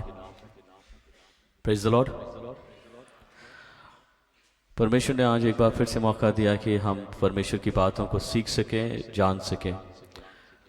कल रात 2 बजे लगभग मैं अपने बेड पर गया मेडिटेशन के बाद में, और लेटकर भी लगभग मेरे माइंड में मेडिटेशन चल रहा था। मेरे मेडिटेशन का सबक जो था वो मैं खुद था। मैं किसी और की ज़िंदगी के बारे में नहीं, वरन अपनी ज़िंदगी के बारे में सोच रहा था। और जब हम एकांत में होते हैं, मैं अभी कुछ प्रेयर मीटिंग्स में इस बात को बोल रहा हूँ कि जब हम एकांत में बैठते हैं तो हम अपने आप से बात करते हैं, और जब हम अपने आप से बात करते हैं तो अपने ऊपर मेडिटेट करते हैं, और जब हम अपने ऊपर मेडिटेट करते हैं तो परमेश्वर हमें एक प्रेरणा देते हैं, और प्रेरणा हमें इस बात की मिलती है कि मुझे कहाँ पर, किस जगह पर बदलाव की ज़रूरत है। हम कई बार सोचते हैं ना, मुझे यहाँ पर बदलाव की ज़रूरत है। और इनफैक्ट अभी जब 31 ऑफ दिसंबर आएगा, उस नाइट में हम लोग अक्सर निर्णय लेते हैं कि मैं जो है आज से अपनी इस बुराई को जो है अपने अंदर से ख़त्म करूँगा, या मैं अपने आप को इस जगह पर बदलने की कोशिश करूँगा। हम अक्सर प्राण ले लेते हैं, लेकिन ऐसा हो नहीं पाता है। हम कह तो देते हैं, निश्चय तो कर लेते हैं, लेकिन ऐसा हो नहीं पाता है। लेकिन परमेश्वर वास्तव में जो है चाहते हैं कि हम बदलें, क्योंकि हमारा जीवन अगर हम एनालाइज करने बैठें परमेश्वर के अकॉर्डिंग बिल्कुल भी नहीं है। मैं अपनी ही भी बात कर रहा हूँ, आपकी भी बात कर रहा हूँ, सबकी बात कर रहा हूँ, क्योंकि हम अक्सर आशीषों के बारे में बात करते हैं, हम अक्सर ग्रेस के बारे में बात करते हैं, हीलिंग्स के बारे में बात करते हैं, हम अक्सर उन चीज़ों के बारे में बात करते हैं जो हमारे लिए फ़ायदेमंद हैं। लेकिन हम अक्सर ये भूल जाते हैं कि मेरा व्यक्तित्व ही अगर ख़राब है तो मैं अपने ख़राब व्यक्तित्व के कारण उन चीज़ों का लाभ नहीं उठा सकता जो परमेश्वर ने मेरे लिए डिज़ाइन की है। मैंने जैसा बोला था कि मैं टॉपिकल बात करूँगा, और मेरा टॉपिक है लाइफ चेंजिंग एलिमेंट्स। अगर मैं बदलना चाहता हूँ तो मुझे कहाँ पर, किस हिस्से पर सबसे ज़्यादा काम करने की ज़रूरत है, जहाँ पर मैं परमेश्वर के उस मेजरमेंट में आ जाऊँ। और पवित्र शास्त्र बाइबल में बहुत सारे लाइफ चेंजिंग एलिमेंट्स हैं, और मुझ में बहुत सारी कमियां हैं। अगर मैं उन कमियों को बताने बैठूं तो लगभग एक लंबी चौड़ी लिस्ट बनेगी। लेकिन कुछ बातें हैं जहां पर हमें बहुत अच्छे से अपने जीवन में बदलाव की ज़रूरत है। तो मैं आगे बढ़ने से पहले एक सवाल करना चाहता हूं आपसे, क्या आप बदलना चाहते हैं? मैं तो बदलना चाहता हूं, मैंने ये डिसाइड किया मैं बदलना चाहता हूं। मैं कल प्रार्थना कर रहा था, मैं प्रभु से यही कह रहा था, प्रभु मैं बदलना चाहता हूं, मैं कहाँ पे काम करूं, किस जगह पे काम करूं। तो अगर आप आज आपको लगता है कि बदलने की ज़रूरत है, मेरे को बदलने की ज़रूरत है, तो मैं आपके सामने उन बातों को रखूँगा जहाँ पर बदलाव की ज़रूरत है। शैतान ने हमारी पर्सनालिटी को ओवरऑल अगर मैं देखूं तो चेंज कर दिया है, हमारी विचारधाराओं को चेंज कर दिया है, हमारे बिहेवियर्स में जो है अजीब अजीब हरकतें हो गई हैं, है ना। हमारे कैरेक्टर में जो है बहुत ज़्यादा डिसबैलेंस है, जो हमें जो है सही तरीके से आगे नहीं बढ़ने देता। शैतान ने इस तरीके से कैप्चर कर लिया लाइफ को कि वो बदलने भी नहीं देता। लेकिन आज आपको दृढ़ निश्चय करना पड़ेगा, क्योंकि कल रात में मैंने दृढ़ निश्चय किया कि मैं इस बात के ऊपर वर्क करूंगा, और उसी वक्त से मैंने वर्क करना शुरू किया। सबसे इम्पॉर्टेंट चीज़ जो हमें देखने को मिलती है, मैं परमेश्वर को पहले एनालाइज करता हूँ और फिर उसके बाद अपनी लाइफ को एनालाइज करता हूँ। तो परमेश्वर को जब मैंने जानने की कोशिश की तो परमेश्वर के व्यक्तित्व की एक बात मुझे सबसे इम्पॉर्टेंट लगती है। परमेश्वर के बारे में लिखा हुआ है, अगर आप भजन संहिता उसका 145 चैप्टर पढ़ेंगे, उसकी पर्टिकुलरली 8 वर्स पढ़ेंगे, तो वहाँ पे लिखा हुआ है, the Lord is gracious and merciful and slow to anger. क्या है? परमेश्वर अनुग्रहकारी, दयावंत है और विलंब से क्रोध करने वाला परमेश्वर है। इनफैक्ट अगर आप एक्सीडस उसका 34 चैप्टर उसकी 6 वर्स को भी पढ़ेंगे, वहां पर भी सेम बात लिखी हुई है। निर्गमन की किताब उसका 34वां अध्याय और 6वें पद में परमेश्वर के बारे में लिखा हुआ है, परमेश्वर अनुग्रहकारी, दयावंत और विलंब से क्रोध करने वाला परमेश्वर है। ये उसकी पर्सनालिटी है। ठीक है, अब मैं अपनी पर्सनालिटी को एनालाइज करता हूं। परमेश्वर का व्यक्तित्व है कि वो विलंब से क्रोध करता है, लेकिन मेरा व्यक्तित्व क्या है? मेरा व्यक्तित्व यह है कि मैं गुस्से में आता हूं, आवेश में आता हूं, है ना। और जब मैं गुस्से में आता हूं तो मुझसे बहुत सारी गलतियां हो जाती हैं, और जब मैं उस पर बाद में मनन करता हूं तो फिर जो है मुझे नुकसान ही नजर आता है, अरे मैंने ये क्या कर दिया गुस्से में। तो पहला जो काम करना है अपनी लाइफ में, जहां पर बदलाव लेकर आना है, वो बदलाव है हमेशा अपने गुस्से पर काबू लाना, या काबू लाना सीखें, या काबू रखना सीखें। ये परमेश्वर का शास्त्र कहता है। अगर मैं अपने गुस्से को कंट्रोल नहीं कर सकता, ठीक है, पवित्र शास्त्र बाइबल की कुछ वर्सेस जो हैं मैं आपको देना चाहता हूं, जिससे मेरे और मेरे परमेश्वर की पर्सनालिटी जो है मैच कर जाए। क्योंकि गुस्सा हम सब में भर दिया है। किसने भरा? परमेश्वर ने गुस्सा नहीं भरा है हमारे अंदर, शैतान ने हमारे अंदर गुस्सा भर दिया है, और ये गुस्सा कभी कभी ओवर हो जाता है। तो मुझे कहां बदलने की जरूरत है? मुझे इस जगह पर काम करने की जरूरत है, ताकि मैं अपने एंगर को सीख जाऊं कंट्रोल करना। क्योंकि मेरा परमेश्वर अपने एंगर को बहुत अच्छे से कंट्रोल करता है। हालेलुया। अगर वो मेरे और आपकी तरह होता ना, तो वो मिटा देता मुझे। वो मेरे और आपकी तरह नहीं है, क्योंकि उसका वचन कहता है he is slow to anger. वो धीमा है ना, वो धीमा है क्रोध में। प्रोवर्ब्स में मालूम है क्या लिखा है? जब नीति वचन हम पढ़ते हैं, प्रोवर्ब्स 16th चैप्टर उसकी 32 वर्स में लिखा है। उसका ए पार्ट पढ़ूंगा अभी, खाली पहला सेंटेंस, सेकेंड सेंटेंस में बाद में लूंगा। प्रोवर्ब्स उसका 16th चैप्टर उसकी 32 वर्स उसका ए पार्ट ये कहता है, विलंब से क्रोध करना वीरता से उत्तम है। हालेलुया। परमेश्वर क्या कहता है? विलंब से क्रोध करना वीरता से उत्तम है। हमें वीरता दिखाने की जरूरत नहीं है, हम कितने ताकतवर हैं या हमें कितनी समझ है ना, या हमें कितना आवेश है, हमें दिखाने की जरूरत नहीं है। परमेश्वर ना अपनी वीरता दिखाता नहीं है। परमेश्वर विलंब से क्रोध करता है, ये उसकी पर्सनालिटी है ना। और अभी वो हमसे डिमांड करता है कि मैं अपने इस जगह पर काम करूं, है ना। तो परमेश्वर कहता है विलंब से क्रोध करना। विलंब से क्रोध करने वाला व्यक्ति जो है परमेश्वर के साथ उस पर्सनालिटी को मैच करता है। अगर मैं विलंब से क्रोध करने वाला हूं तो मेरे अंदर वो परमेश्वर की क्वालिटी है जो परमेश्वर के पास में है। सबोपदेशक में लिखा हुआ है उसके 7th चैप्टर उसकी 9th वर्स में, मैं अभी क्रोध की बात कर रहा हूं। अगर हमें क्रोध के ऊपर काम करना है, गुस्से के ऊपर काम करना है ना, उस पर काबू लाना सीखना है, तो मुझे स्क्रिप्चर पोर्शन पता होने चाहिए कि गुस्से के बारे में परमेश्वर क्या कहता है। गुस्से के बारे में परमेश्वर कहता है शुभोपदेशक में, अपने मन में उतावली से क्रोधित ना हो। गुस्सा कहाँ पैदा होता है? मन में भर जाता है एकदम से, और आवेश में आ जाते हैं और गलत काम कर बैठते हैं। अपने मन में उतावली से क्रोधित ना हो, क्योंकि क्रोध मूर्खों ही के हृदय में रहता है। कहां पे रहता है? तो मैं जब एनालाइज कर रहा था, रात में मेडिटेट कर रहा था, मैं बोला ना, मैं किसी और बात पे मेडिटेट, मैं अपने ऊपर मेडिटेट कर रहा था। मेरे मेडिटेशन का सब्जेक्ट ही मैं खुद था। तो मैं अपने आप को क्या कंसीडर करूं? पवित्र शास्त्र मुझे मूर्ख कह रहा है। अगर मेरे अंदर गुस्सा है तो ये समझ लेना मैं पवित्र शास्त्र के अकॉर्डिंग, परमेश्वर के अकॉर्डिंग जो है, एक मूर्ख व्यक्ति हूं। परमेश्वर के लोग जो बुद्धिमान हैं वो कभी भी अपने अंदर गुस्सा नहीं रखते। कभी कभी क्या होता है, गुस्सा इतना ज्यादा भर जाता है कि वो गुस्सा कभी कम होने का नाम ही नहीं लेता। जिस व्यक्ति से मैं नफरत करता हूं उस व्यक्ति से नफरत ही करता चला जाता हूं, क्योंकि मेरे अंदर गुस्सा भरा हुआ है। जिस व्यक्ति को मैं पसंद नहीं करता वो हर वक्त मेरी नापसंद में ही रहता है, क्योंकि मेरे अंदर गुस्सा भरा हुआ है। तो मुझसे बड़ा मूर्ख व्यक्ति कौन होगा?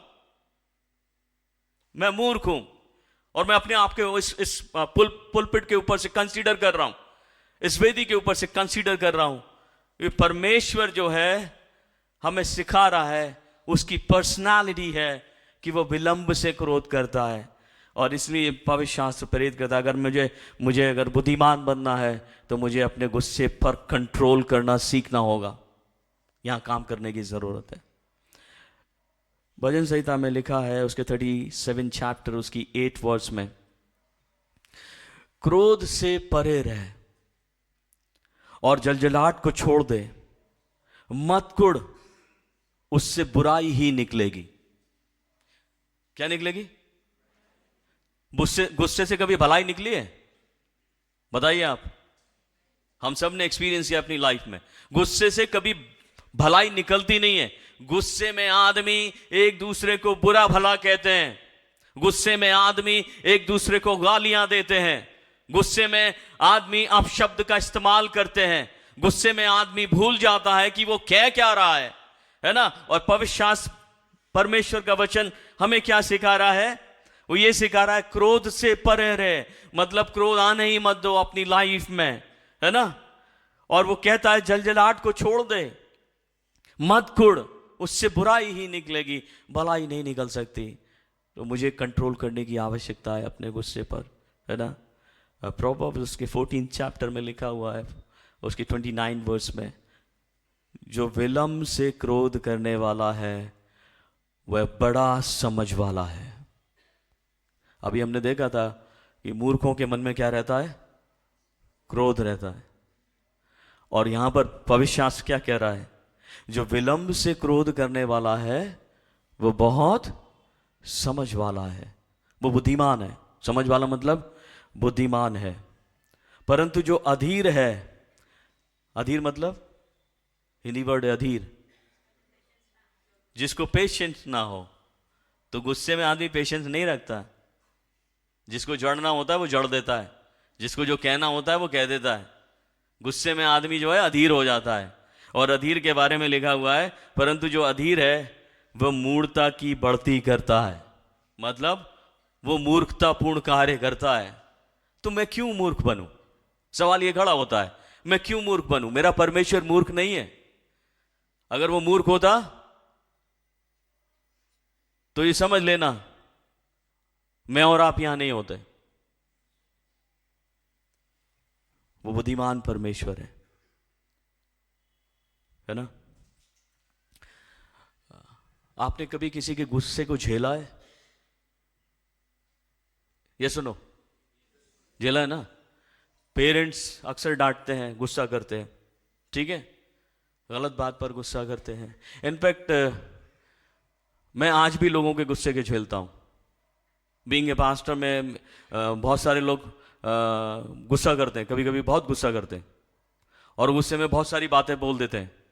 मैं मतलब इस बात को कहना नहीं चाहता था, लेकिन ये परमेश्वर का आत्मा बुलवाने की कोशिश कर, बहुत सारी बातें बोल देते हैं। मेरे बारे में भी बहुत सारी बातें बोल देते हैं, मेरे मुंह पे बोल देते हैं, है ना।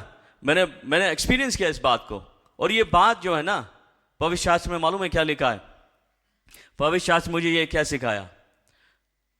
पवित्र शास्त्र सिखा रहा है, अगर आप शुभोपदेशक उसके 10th चैप्टर को पढ़ेंगे, उसकी 4th वर्स को, वहां पे लिखा हुआ है, यदि हाकिम का क्रोध तुझ पर भड़के तो अपना स्थान ना छोड़ना। क्या लिखा है? यदि कोई गुस्सा कर रहा है ना आपके ऊपर, गुस्सा करने दो, अपना स्थान मत छोड़ना, ठीक है। वहां पे लिखा है, क्योंकि धीरज धरने से बड़े बड़े अपराध रुकते हैं। हालेलुया। जो व्यक्ति धीरज धरता है, क्रोध नहीं करता है ना, उससे बड़े बड़े अपराध रुक जाते हैं, है ना। क्रोध में आदमी यानी किस किस का नुकसान कर जाता है, अपराध रुक जाते हैं। अभी अगर आप एनालाइज करोगे ना क्राइम को एनालाइज करोगे, हत्याओं को एनालाइज करोगे, वो किस कारण हुई हैं? क्रोध के कारण, नफरत के कारण, जलजलाहट के कारण। लेकिन जो धीरज धरने वाला व्यक्ति है, वो बड़े बड़े अपराध को क्या करता है? रोकता है। तो जो कंट्रोल करना जानता है अपने गुस्से को, वो अपराध को अवसर नहीं देता, वो शैतान को अवसर नहीं देता। पवित्र शास्त्र में लिखा है कि हम शैतान को अवसर क्यों दें? क्रोध करने वाले शैतान को अवसर क्यों दें, है ना। अभी एक इंपॉर्टेंट बात जो मुझे सबसे ज़्यादा अच्छी लगी स्क्रिप्चर पोर्शन में, जब मैं ढूंढने की कोशिश कर रहा था, याकूब की किताब जेम्स चैप्टर 1 और उसके 19th and 20th वर्स में, मैं पूरा नहीं पढ़ूंगा, यहाँ पे इंपॉर्टेंट पार्ट पढ़ता हूँ। जो इंपॉर्टेंट पार्ट है, इंपॉर्टेंट पार्ट में लिखा हुआ है, let every person be quick to hear. हर एक व्यक्ति सुनने में क्या हो? जल्दी करे, ठीक है। स्लो टू स्पीक, बोलने में कैसा हो? धीमा हो। स्लो टू एंगर, क्रोध में कैसा हो? धीमा हो। For the anger of man does not produce the righteousness of God. ये इंग्लिश में लिखा है कि जो व्यक्ति क्रोध करने वाला है, जिसके अंदर से क्रोध निकलता है, वो व्यक्ति कभी भी परमेश्वर की धार्मिकता में बन नहीं सकता। उसके अंदर परमेश्वर की धार्मिकता निवास कर ही नहीं सकती। जो व्यक्ति क्रोध में रहता है, जलजलाहट में रहता है या बैर में रहता है, उसके अंदर वो ये क्लेम करके नहीं कह सकता I am a righteous man, क्योंकि ये पवित्र शास्त्र का वचन है, ये मेरा वचन नहीं है, परमेश्वर का वचन है, जो मुझे क्लियरली ये स्टेटमेंट देता है कि for the anger of man does not produce the righteousness of God. अगर मैं परमेश्वर की राइचियसनेस में पढ़ना चाहता हूं, I need to learn to control my anger. मुझे अपने गुस्से को काबू करना सीखना पड़ेगा। हालेलुया। तो आप तैयार हैं? अपने गुस्से को काबू करने के लिए तैयार हैं? क्योंकि ये डिमांड है परमेश्वर की।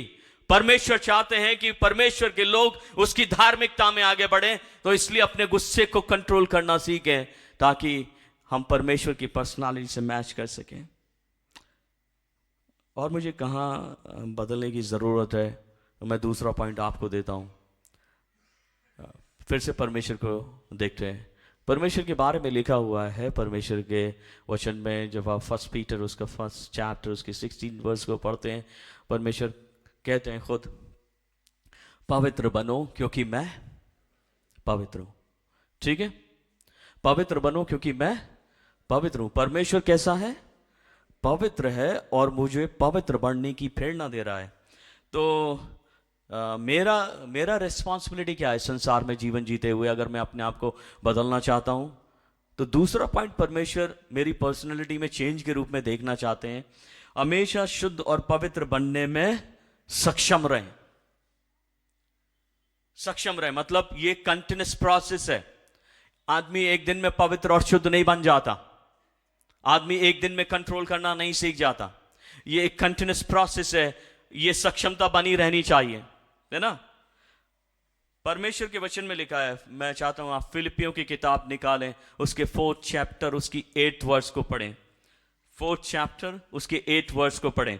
वहां पे लिखा हुआ है, इसलिए हे भाइयों, ठीक है, वहां पे पौलुस जो फिलिपिन की कलीसिया को लिख रहा है, उसने ये बोला, इसलिए हे भाइयों, जो जो बातें सत्य हैं, जो जो बातें आदरणीय हैं, जो जो बातें उचित हैं, जो जो बातें पवित्र हैं, जो जो बातें सुहावनी हैं, जो जो बातें मनभावनी हैं, अर्थात जो भी सद्गुण और प्रशंसा की बातें हैं, उन पर ध्यान लगाया करो। हालेलुया। परमेश्वर का दास प्रेरित कर रहा है, अभी जो जो बातें सत्य हैं उन पर ध्यान लगाओ, जो जो बातें आदरणीय हैं उन पर ध्यान लगाओ, जो जो बातें उचित हैं उन पर ध्यान लगाओ, जो जो बातें पवित्र हैं उन पर ध्यान लगाओ, जो जो बातें सुहावनी हैं उन पर ध्यान लगाओ, जो जो बातें सद्गुण और प्रशंसा से भरी हुई हैं उन पर ध्यान लगाओ। है ना, पूरी तरीके से प्रेरित किया जा रहा है। लेकिन हमारा माइंडसेट, हमारा ध्यान कहां है? जो जो बातें अवगुण से भरी हुई हैं वहां पर हम ध्यान केंद्रित करते हैं, जो जो बातें बुराई से भरी हुई हैं वहां पर हम ध्यान केंद्रित करते हैं। हमारा ध्यान जो है बुराई की तरफ ज्यादा, अच्छाई की तरफ कम, अवगुण की तरफ ज्यादा, सद्गुण की तरफ कम, अपवित्रता की तरफ ज्यादा, पवित्रता की तरफ कम। तो मुझे बदलने की जरूरत है। मेरा परमेश्वर मुझसे कहता है कि पवित्र बनो क्योंकि मैं पवित्र हूं। तो मैं अगर पवित्र बनना चाहता हूं तो मुझे उचित बातें अपनी लाइफ में ध्यान में रखनी पड़ेंगी, अच्छी बातें सोचनी पड़ेंगी। और जब मैं अच्छी बातें सोचूंगा तब मेरे अंदर जो है अच्छी पर्सनालिटी डेवलप होगी। अगर मैं बुराई के बारे में सोचता रहूंगा तो मैं एक बुरा व्यक्ति बन जाऊंगा, मेरे अंदर बुरा व्यक्तित्व आ जाएगा। अगर मैं पवित्र बनना चाहता हूं तो मुझे अपवित्र बातों की ओर ध्यान ही नहीं करना है। जिनसे पवित्रता उत्पन्न होती है, जिन बातों में पवित्रता है, उन बातों को अपनी लाइफ में रखना है ताकि मैं परमेश्वर के समान पवित्र बन जाऊं। 2 तिमोथी और उसका 2nd चैप्टर उसकी 21 वर्ड्स में क्या लिखा है? ऐसे लिखा है, देखिए एक इंपॉर्टेंट बात है यहां पे, अगर आप अंडरलाइन करेंगे अपनी बाइबल में तो बहुत अच्छा होगा ताकि याद बनी रहे। Those who cleanse themselves from the latter will be instrument for a special purpose. जो अपने आप को पवित्र बनाते हैं, जो अपने आप को क्लेंस करते हैं, जो अपने आप को धो देते हैं अपने पिछले बदलाव से। लेटर का मतलब होता है पिछला, है ना, बाद वाला, है ना। जो हमारा पिछला जो व्यक्तित्व है, अगर उससे मैं अपने आप को धो देता हूं, will be an instrument for a special purpose, तब मैं एक इंस्ट्रूमेंट बनता हूं स्पेशल पर्पस के लिए। तब परमेश्वर मेरा इस्तेमाल करता है स्पेशल पर्पस के लिए। और लिखा है आगे, made holy useful to the master. जब मैं अपने स्वामी के बारे में सोचता हूं तो मुझे कब परमेश्वर इस्तेमाल करेगा? जब मैं अपने आप को क्लेंस करूंगा, जब मैं अपने आप को धो दूंगा, तब परमेश्वर मेरा इस्तेमाल करेगा, है ना। And prepare to do any good work. जब मैं अच्छा बन जाता हूं, जब मैं शुद्ध बन जाता हूं, जब मैं धर्मी बन जाता हूं, तब जो है परमेश्वर मेरा इस्तेमाल करता है किसी भी भलाई के लिए। वहां बुराई नहीं लिखा है, वहां पे लिखा है एनी गुड वर्क। कोई भी भलाई क्यों ना हो, परमेश्वर उस व्यक्ति का इस्तेमाल करता है जो हमेशा शुद्ध और पवित्र बनने में अपने आप को सक्षम रखता है, उस कंटिन्यूअस प्रोसेस में रखता है। हालेलुया। अभी अगर मैं इंस्ट्रूमेंट बनना चाहता हूं परमेश्वर का और यहां यूज होना चाहता हूं तो मुझे उस कंटिन्यूअस प्रोसेस में जाना पड़ेगा। 1 तिमोथी उसका 4th चैप्टर उसकी 12th वर्स में लिखा हुआ है। ठीक है, क्या लिखा हुआ है?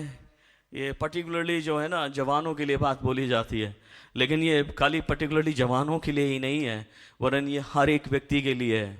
हिंदी में एक्चुअली ऐसा लिखा है, कोई तेरी जवानी को तुच्छ ना समझने पाए।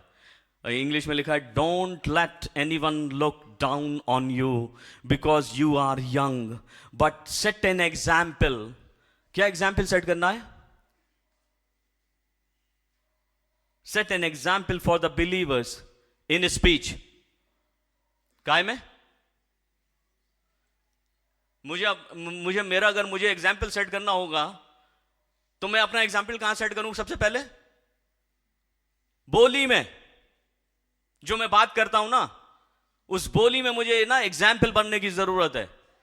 मुझे ही नहीं वरन सबको एग्जाम्पल बनने की जरूरत है। किसके लिए? बिलीवर्स के लिए, जो विश्वास करते हैं परमेश्वर पर। फिर दूसरा जो है एग्जाम्पल बनने की कहां जरूरत है? इन कंडक्ट। जो मैं व्यवहार करता हूं, मेरा कंडक्ट है ना, मेरे काम जो मैं व्यवहार करता हूं, मुझे वहां पर एग्जाम्पल बनने की जरूरत है।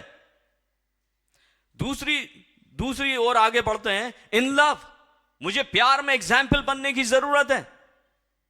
इन फेथ, मुझे फेथ में एग्जाम्पल बनने की जरूरत है। इन प्योरिटी, पवित्रता में मुझे एग्जाम्पल बनने की जरूरत है। परमेश्वर क्यों कह रहा है कि सक्षम रहो पवित्रता में? क्योंकि परमेश्वर चाहता है कि उसका हर एक विश्वासी जो है एक एग्जाम्पल सेट करे। एक एग्जाम्पल बातों में, बिहेवियर में, है ना, प्यार में, फेथ में, प्योरिटी में एक एग्जाम्पल सेट करे। तो मैं आपसे पूछता हूं, are you ready to set an example before all the believers? बहुत थोड़े से लोग बोल रहे हैं यस। अभी भी बहुत थोड़े से बोल रहे हैं। इसका मतलब आपको बदलना नहीं है। यस,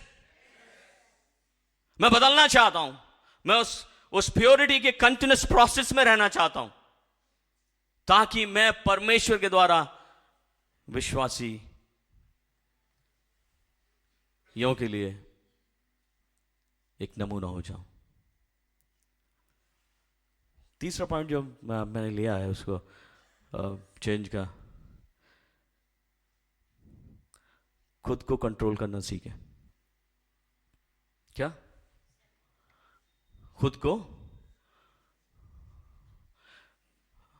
कभी आप आउट ऑफ कंट्रोल हुए? बोलिए। मैं भी कई बार हूं आउट ऑफ कंट्रोल। लेकिन प्रभु क्या कह रहा है? खुद को कंट्रोल करना सीखे। तो मैं आउट ऑफ कंट्रोल हो जाता हूं कभी कभी। तो खुद को कंट्रोल करना सीखे। परमेश्वर कह रहा है खुद को कंट्रोल करना सीख। रात में जब मैं मेडिटेट कर रहा था, प्रभु बार बार कह रहा है खुद को कंट्रोल करना सीख, कंट्रोल करना सीख, कंट्रोल करना सीख, है ना, कंट्रोल करना, self control. Self control is one of the fruits of the spirit. Hallelujah.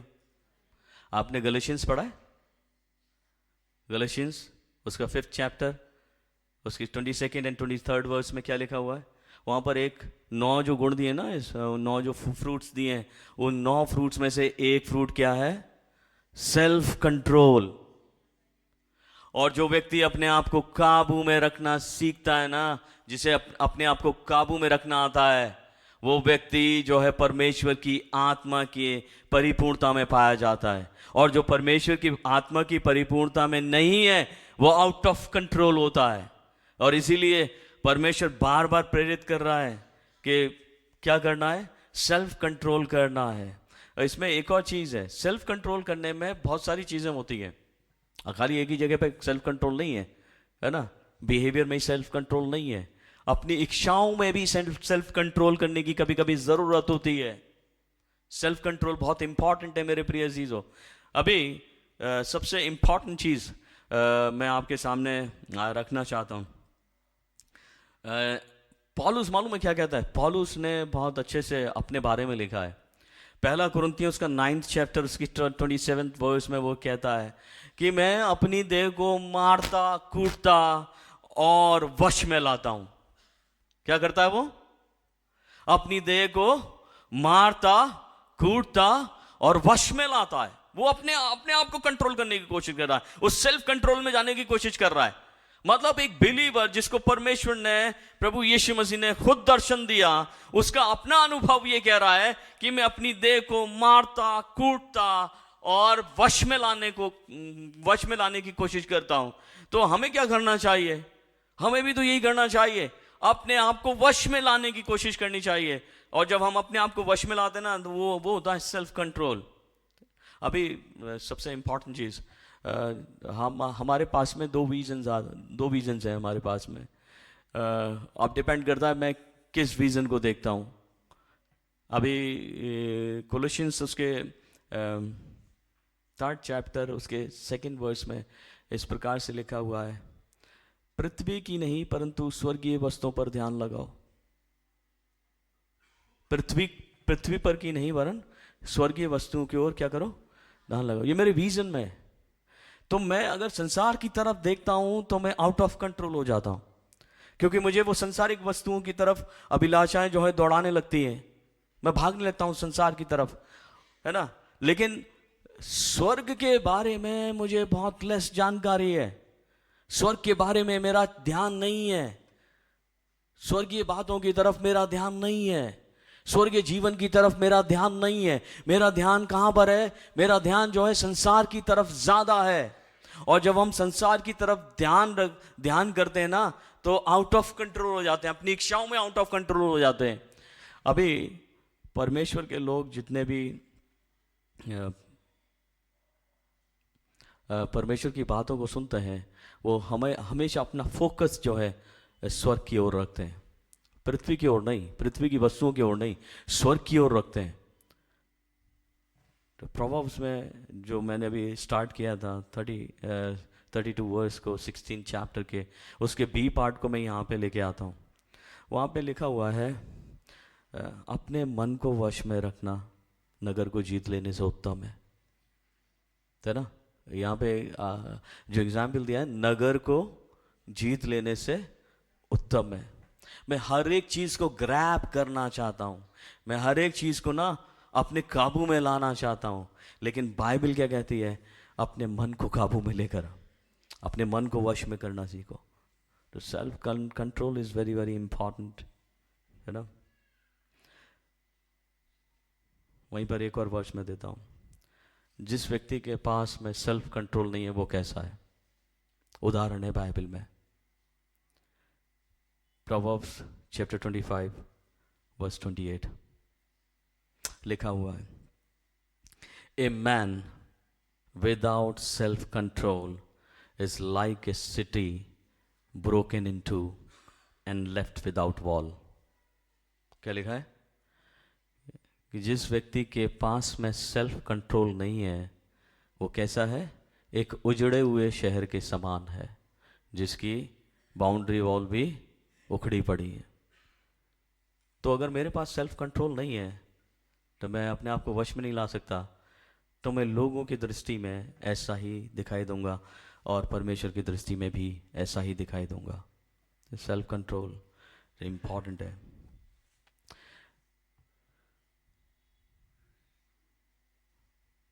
जहाँ मुझे काम करने की सबसे ज़्यादा ज़रूरत है, वो 2 पॉइंट मैं आपको देता हूँ।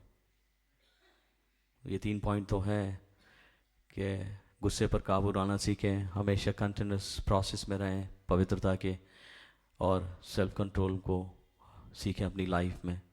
लेकिन परमेश्वर ये भी कहता है, परमेश्वर के कामों में बढ़ते जाओ क्योंकि उसका बड़ा प्रतिफल है। तो मेरा फोकस कहाँ पर है? परमेश्वर के काम की तरफ है भी या नहीं? ठीक है। मेमोरियल टाइम पर जब हम फ्यूनरल देते हैं, उसमें एक लिटर्जी में वर्ड आता है, उस वर्ड को मैं, उस सेंटेंस को मैं, बाइबल वर्स को मैं आपके सामने रखता हूँ, जो कि 1 कोरिन्थियंस चैप्टर 15 और वर्स 58 का हिस्सा है। वहाँ पे लिखा हुआ है, ठीक है, जो मैं बात कह रहा हूँ, परमेश्वर के कामों में बढ़ते जाओ क्योंकि उसका बड़ा प्रतिफल है। उर्दू में इस तरीके से, पसे मेरे अजीज भाइयों, साबित कदम और कायम रहो, खुदावंद के काम में हमेशा अफजाइश करते रहो, क्योंकि ये जानते हो कि तुम्हारी मेहनत खुदावंद में बेफायदा नहीं। हिंदी में लिखा है, इसलिए है मेरे प्रिय भाइयों, दृढ़ और अटल रहो और प्रभु के काम में सर्वदा बढ़ते जाओ, क्योंकि ये जानते हो कि तुम्हारा परिश्रम प्रभु में व्यर्थ नहीं है। तो मुझे कहाँ काम करने की ज़रूरत है? मुझे परमेश्वर के कामों को आगे बढ़ाने की ज़रूरत है मेरी लाइफ में, लेकिन मैं परमेश्वर के कामों को नहीं, वरन कुछ और ही इस पृथ्वी पर अपनी ज़िंदगी में कर रहा हूँ। अभी परमेश्वर के कामों के विषय में जब प्रभु यीशु मसीह से पूछा गया तो उन्होंने मालूम है क्या आंसर दिया? अभी परमेश्वर के काम क्या है, अभी परमेश्वर के काम की बात करेंगे तो बहुत सारी चीज़ें हैं। अभी यहाँ पर प्रभु यीशु मसीह के पास जब ये सवाल आया तो प्रभु यीशु मसीह कैसे बात करते हैं। यूहन्ना की इंजील उसके 6वें चैप्टर को जब आप स्टडी करोगे और उसके 28 और 29 वर्स में मैं कुछ पार्ट पढ़ता हूँ। परमेश्वर के कार्य के लिए हम क्या करें, ये सवाल आया प्रभु यीशु मसीह के लिए उनके सामने। परमेश्वर के कार्य के लिए हम क्या करें, परमेश्वर के कामों के विषय में जानना चाहते हैं लोग कि हम क्या करें परमेश्वर के काम के विषय में। तो सबसे पहला काम प्रभु यीशु मसीह ने उन्हें बताया जो इम्पोर्टेंट है। अगर मैं परमेश्वर के काम करना चाहता हूँ तो मेरे अंदर ये सबसे ज़्यादा गुण होना चाहिए अगर मैं परमेश्वर के काम को अंजाम देना चाहता हूँ। यीशु ने उत्तर दिया, परमेश्वर का कार्य यह है कि तुम उस पर जिसे उसने भेजा है क्या करो, विश्वास करो। So do you believe in Jesus Christ? आपका विश्वास है प्रभु यीशु मसीह पर? अगर आपका विश्वास है तो ये विश्वास स्थिर रहना चाहिए, क्योंकि यीशु मसीह ने बहुत सारी बातें बोली हैं। अगर आप यीशु मसीह पर विश्वास करते हैं तो मैं उन सारी बातों को नहीं बोलना चाहता कि क्या क्या उसने बोला है, क्योंकि संपूर्ण गॉस्पेल्स जो है उसकी बातों से भरा हुआ है। वो पूरा का पूरा सुसमाचार प्रभु यीशु मसीह की बातों से भरा हुआ है। तो अगर मैं प्रभु यीशु मसीह पर विश्वास करता हूं तो जो जो उसने कहा है ना, अगर मैं उसके मापदंड में हूं, अगर वो कार्य करने की कोशिश करता हूं, इसका मतलब यह है कि मैं परमेश्वर के कार्यों को करने की कोशिश करता हूं, क्योंकि मैं अपने प्रभु यीशु मसीह पर क्या करता हूं, विश्वास करता हूं। ठीक है।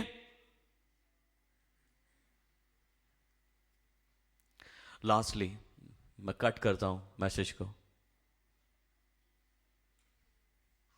Do you know your self? क्या आप अपने आप को जानते हैं?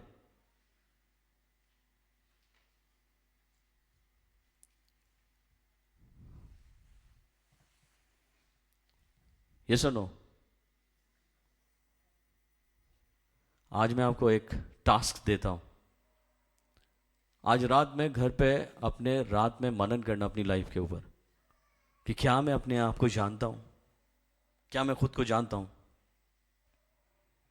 कि मैंने मेडिटेट किया, अपनी लाइफ के ऊपर मेडिटेट किया है। तो तीसरा पॉइंट जो सबसे लास्ट पॉइंट है, पांचवा पॉइंट एक्चुअली, पांचवा पॉइंट कह रहा है नो योर सेल्फ। सोक्रेट्स का नाम सुना है? एक फिलोसोफर, उसकी क्या फिलॉसफी थी? Know your self.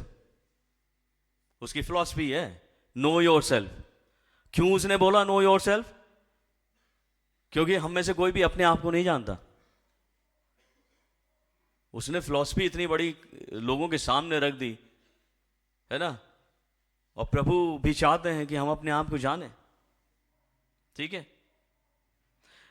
गलातियंस उसके 6 चैप्टर उसकी 4th वर्स में लिखा हुआ है, पर हर एक अपने ही काम को जांच ले, तब दूसरे के विषय में नहीं परंतु अपने ही विषय में उसको घमंड करने का अवसर होगा। क्या बोल रहा है पौलुस? क्या बोल रहा है? अपने ही काम को क्या करना है? जब हम अपने ऊपर मेडिटेट करते हैं, तो जब हम अपने कामों को जांचते हैं, तब हमें अपनी रियलिटी के बारे में पता चलता है कि मैं ऐसा हूं। और जब हम मेडिटेट ही नहीं करते अपने कामों के विषय में, तब हमें हमारे बारे में क्या पता चलेगा कि हम ऐसे। पौलुस कह रहा है हर एक अपने ही काम को जांच ले, तब दूसरे के विषय में नहीं परंतु स्वयं के विषय में ही उसको घमंड करने का अवसर होगा। एक एग्जाम्पल रखना चाहता हूँ। उस एग्जाम्पल को रखने से पहले विलाप गीत में जो है एक बहुत अच्छी बात लिखी हुई है। लेमेंटेशन चैप्टर 3 वर्स 40वां पद, वहाँ पे लिखा हुआ है, let us test and examine our ways and return to the Lord.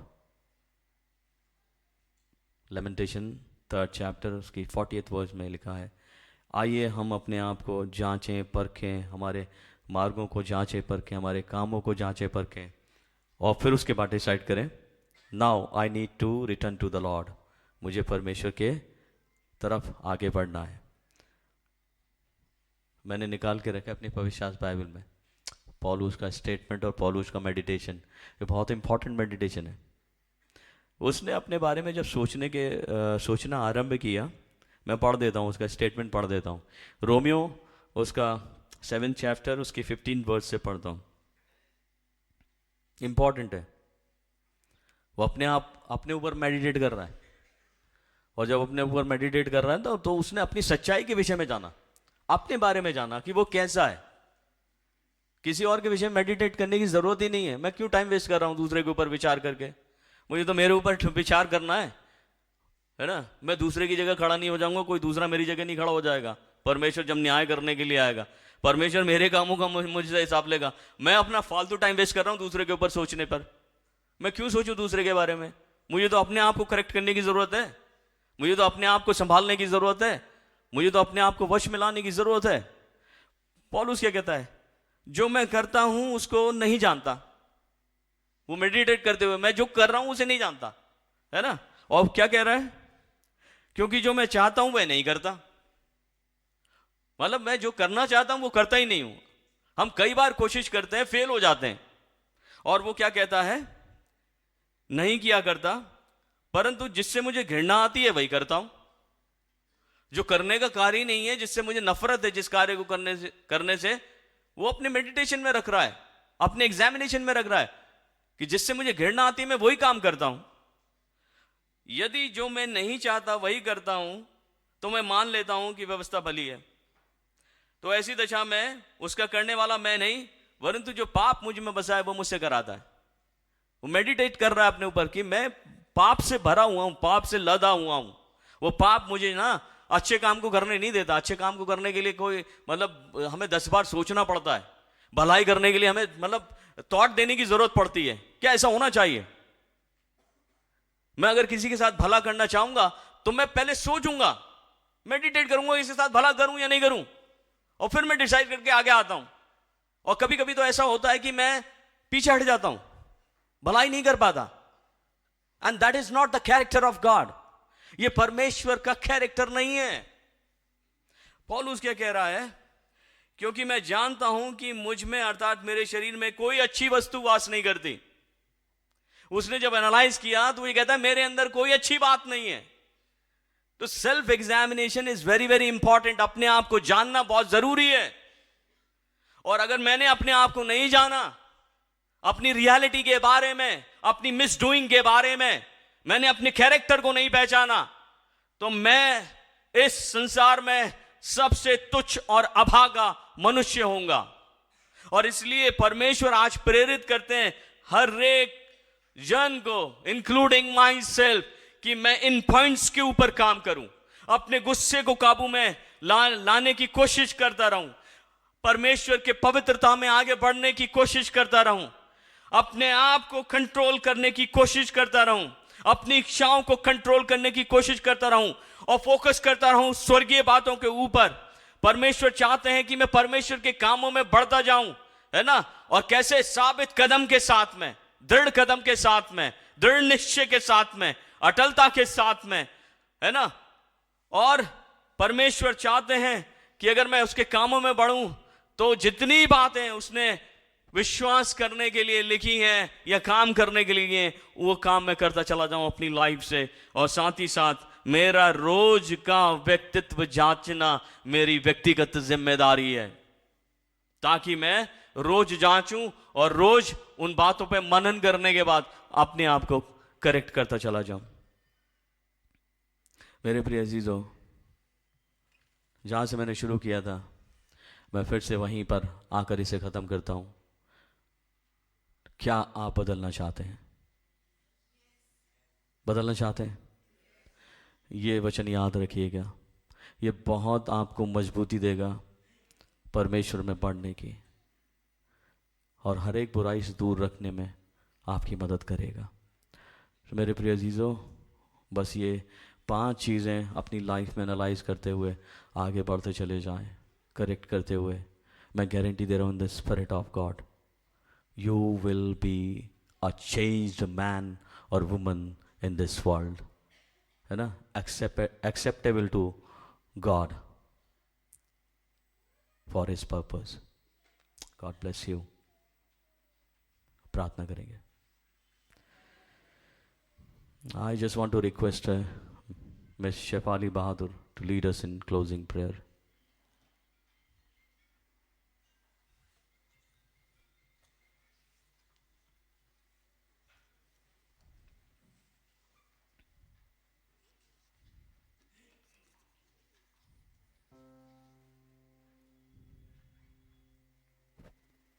प्रार्थना करेंगे। प्यारे पिता परमेश्वर, हम आज तेरे सामने अपने सिरों को झुकाते हैं पिता। धन्यवाद देते हैं इस दिन के लिए, इस जीवन के लिए जो तूने हमें दिया है। धन्यवाद देते हैं पिता परमेश्वर तेरे वचन के लिए।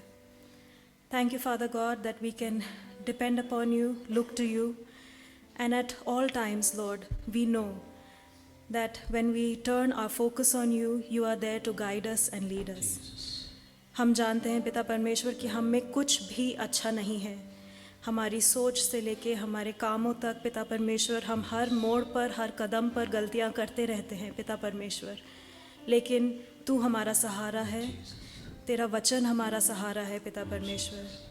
Father, as today's word has spoken to us, help us, Lord Jesus, to turn ourselves to you, Lord.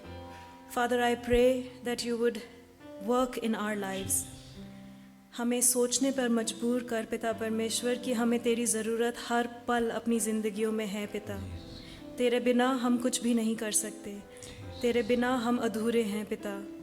और आज हमें ये फिर से तूने मौका दिया है पिता कि हम अपने आप को जांचें, हम अपने आप को देखें कि हमें तेरी ज़रूरत कितनी है, हमें बदलना है पिता परमेश्वर। कितनी ऐसी चीज़ें हैं हमारे जीवनों में जो हम सही नहीं करते हैं, लेकिन पिता हम जानते हैं कि तेरी सहायता के द्वारा हम आगे बढ़ सकते हैं। Thank you for that hope that you give to us Lord Jesus, and Lord help us to come before you without any hesitation. कुछ भी ऐसी चीज़ ना हो जो हमें तेरे पास आने से रोके पिता परमेश्वर। हम जानते हैं पिता कि हम भूल जाते हैं तेरे पास आना, लेकिन पिता तू एक वो कायम पिता है जो हमेशा हमारे साथ है, जो हमेशा हमारे लिए खड़ा रहता है पिता। And Lord we just want to commit ourselves into your hands. Thank you for this word, thank you for this time, and help us to go filled from here Lord Jesus. We commit each and every person into your hands Lord, and we just pray Father God that you would work in our lives, that you would help us to change, Lord Jesus. बदल पिता परमेश्वर, आज हमें छू ले और बदल दे पिता। सिर्फ आज के लिए ही नहीं, लेकिन हर एक दिन, हर एक पल में हम इस वचन को अपने जीवन के पास रखें पिता, और उस पर चलने वाले हो सकें। Thank you for this time once again Lord, तेरे नाम में हम मांगते हैं, आमीन। Thank you Shifali. आइए हम सब अपने स्थानों पे खड़े होंगे और खड़े होकर एक गीत गाएंगे, गीत नंबर 648 हिम्स। हिमनल में से हम हिम गाएंगे 648, 648 नंबर। मेरा मन धो देना प्रभु विनती करूं बार बार।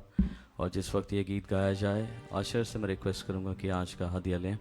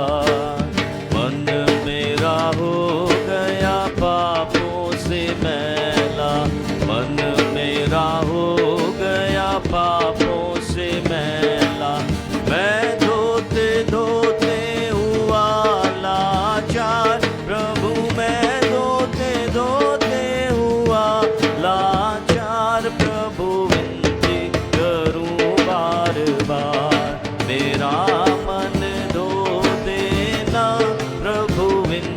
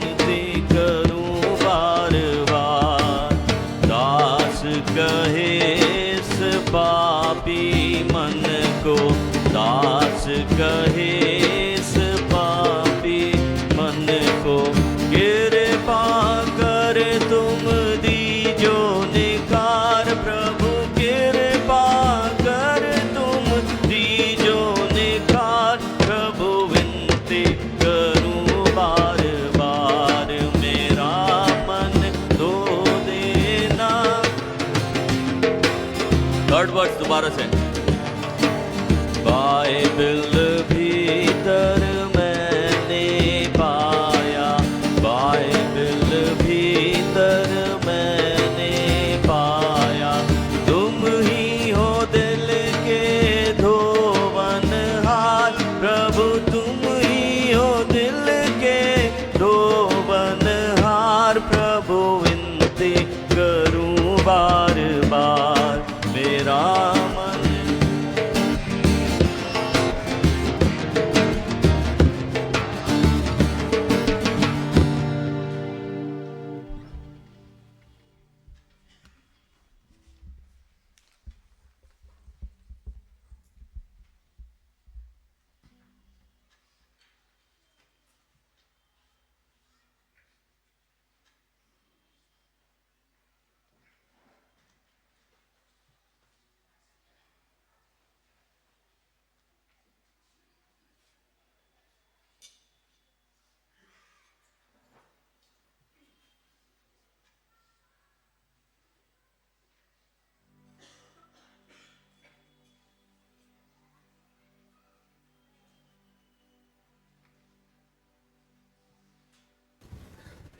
प्रार्थना करें।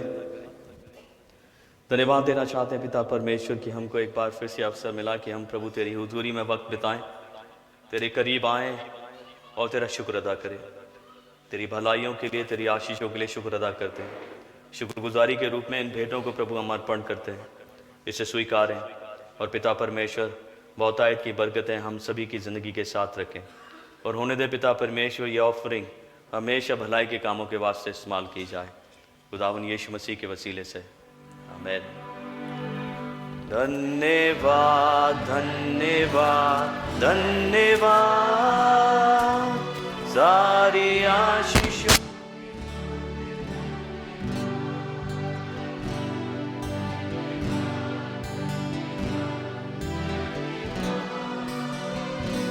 सारी आशीषों के सोते धन्यवाद। सारी आशीषें आती ऊपर से, हालेलुया। धन्यवाद धन्यवाद धन्यवाद, सारी आशीषों के सोते धन्यवाद। अब हमारे खुदावन यीशु मसीह का अनुग्रह, परमेश्वर पिता का प्रेम और पवित्र आत्मा की सहभागिता हम सब के साथ, जितने आज इस सुबह के वक्त में आराधक उपस्थित हुए, इन सब के परिवारों के साथ में, खुदावन से मोहब्बत रखने वाले, उसके हुक्मों की पैरवी करने वालों के साथ में, सेंट्रल मैथोडिस्ट चर्च देहरादून के कलीसिया के एक सदस्य के एक परिवार के साथ में, हमारे सभी फ्रेंड्स जो ऑनलाइन जोड़ते हैं उन सब के परिवारों के साथ में, उनकी व्यक्तिगत ज़िंदगी के साथ में, आपसे लेके हमेशा तक होती रहे। आमीन आमीन आमीन आमीन।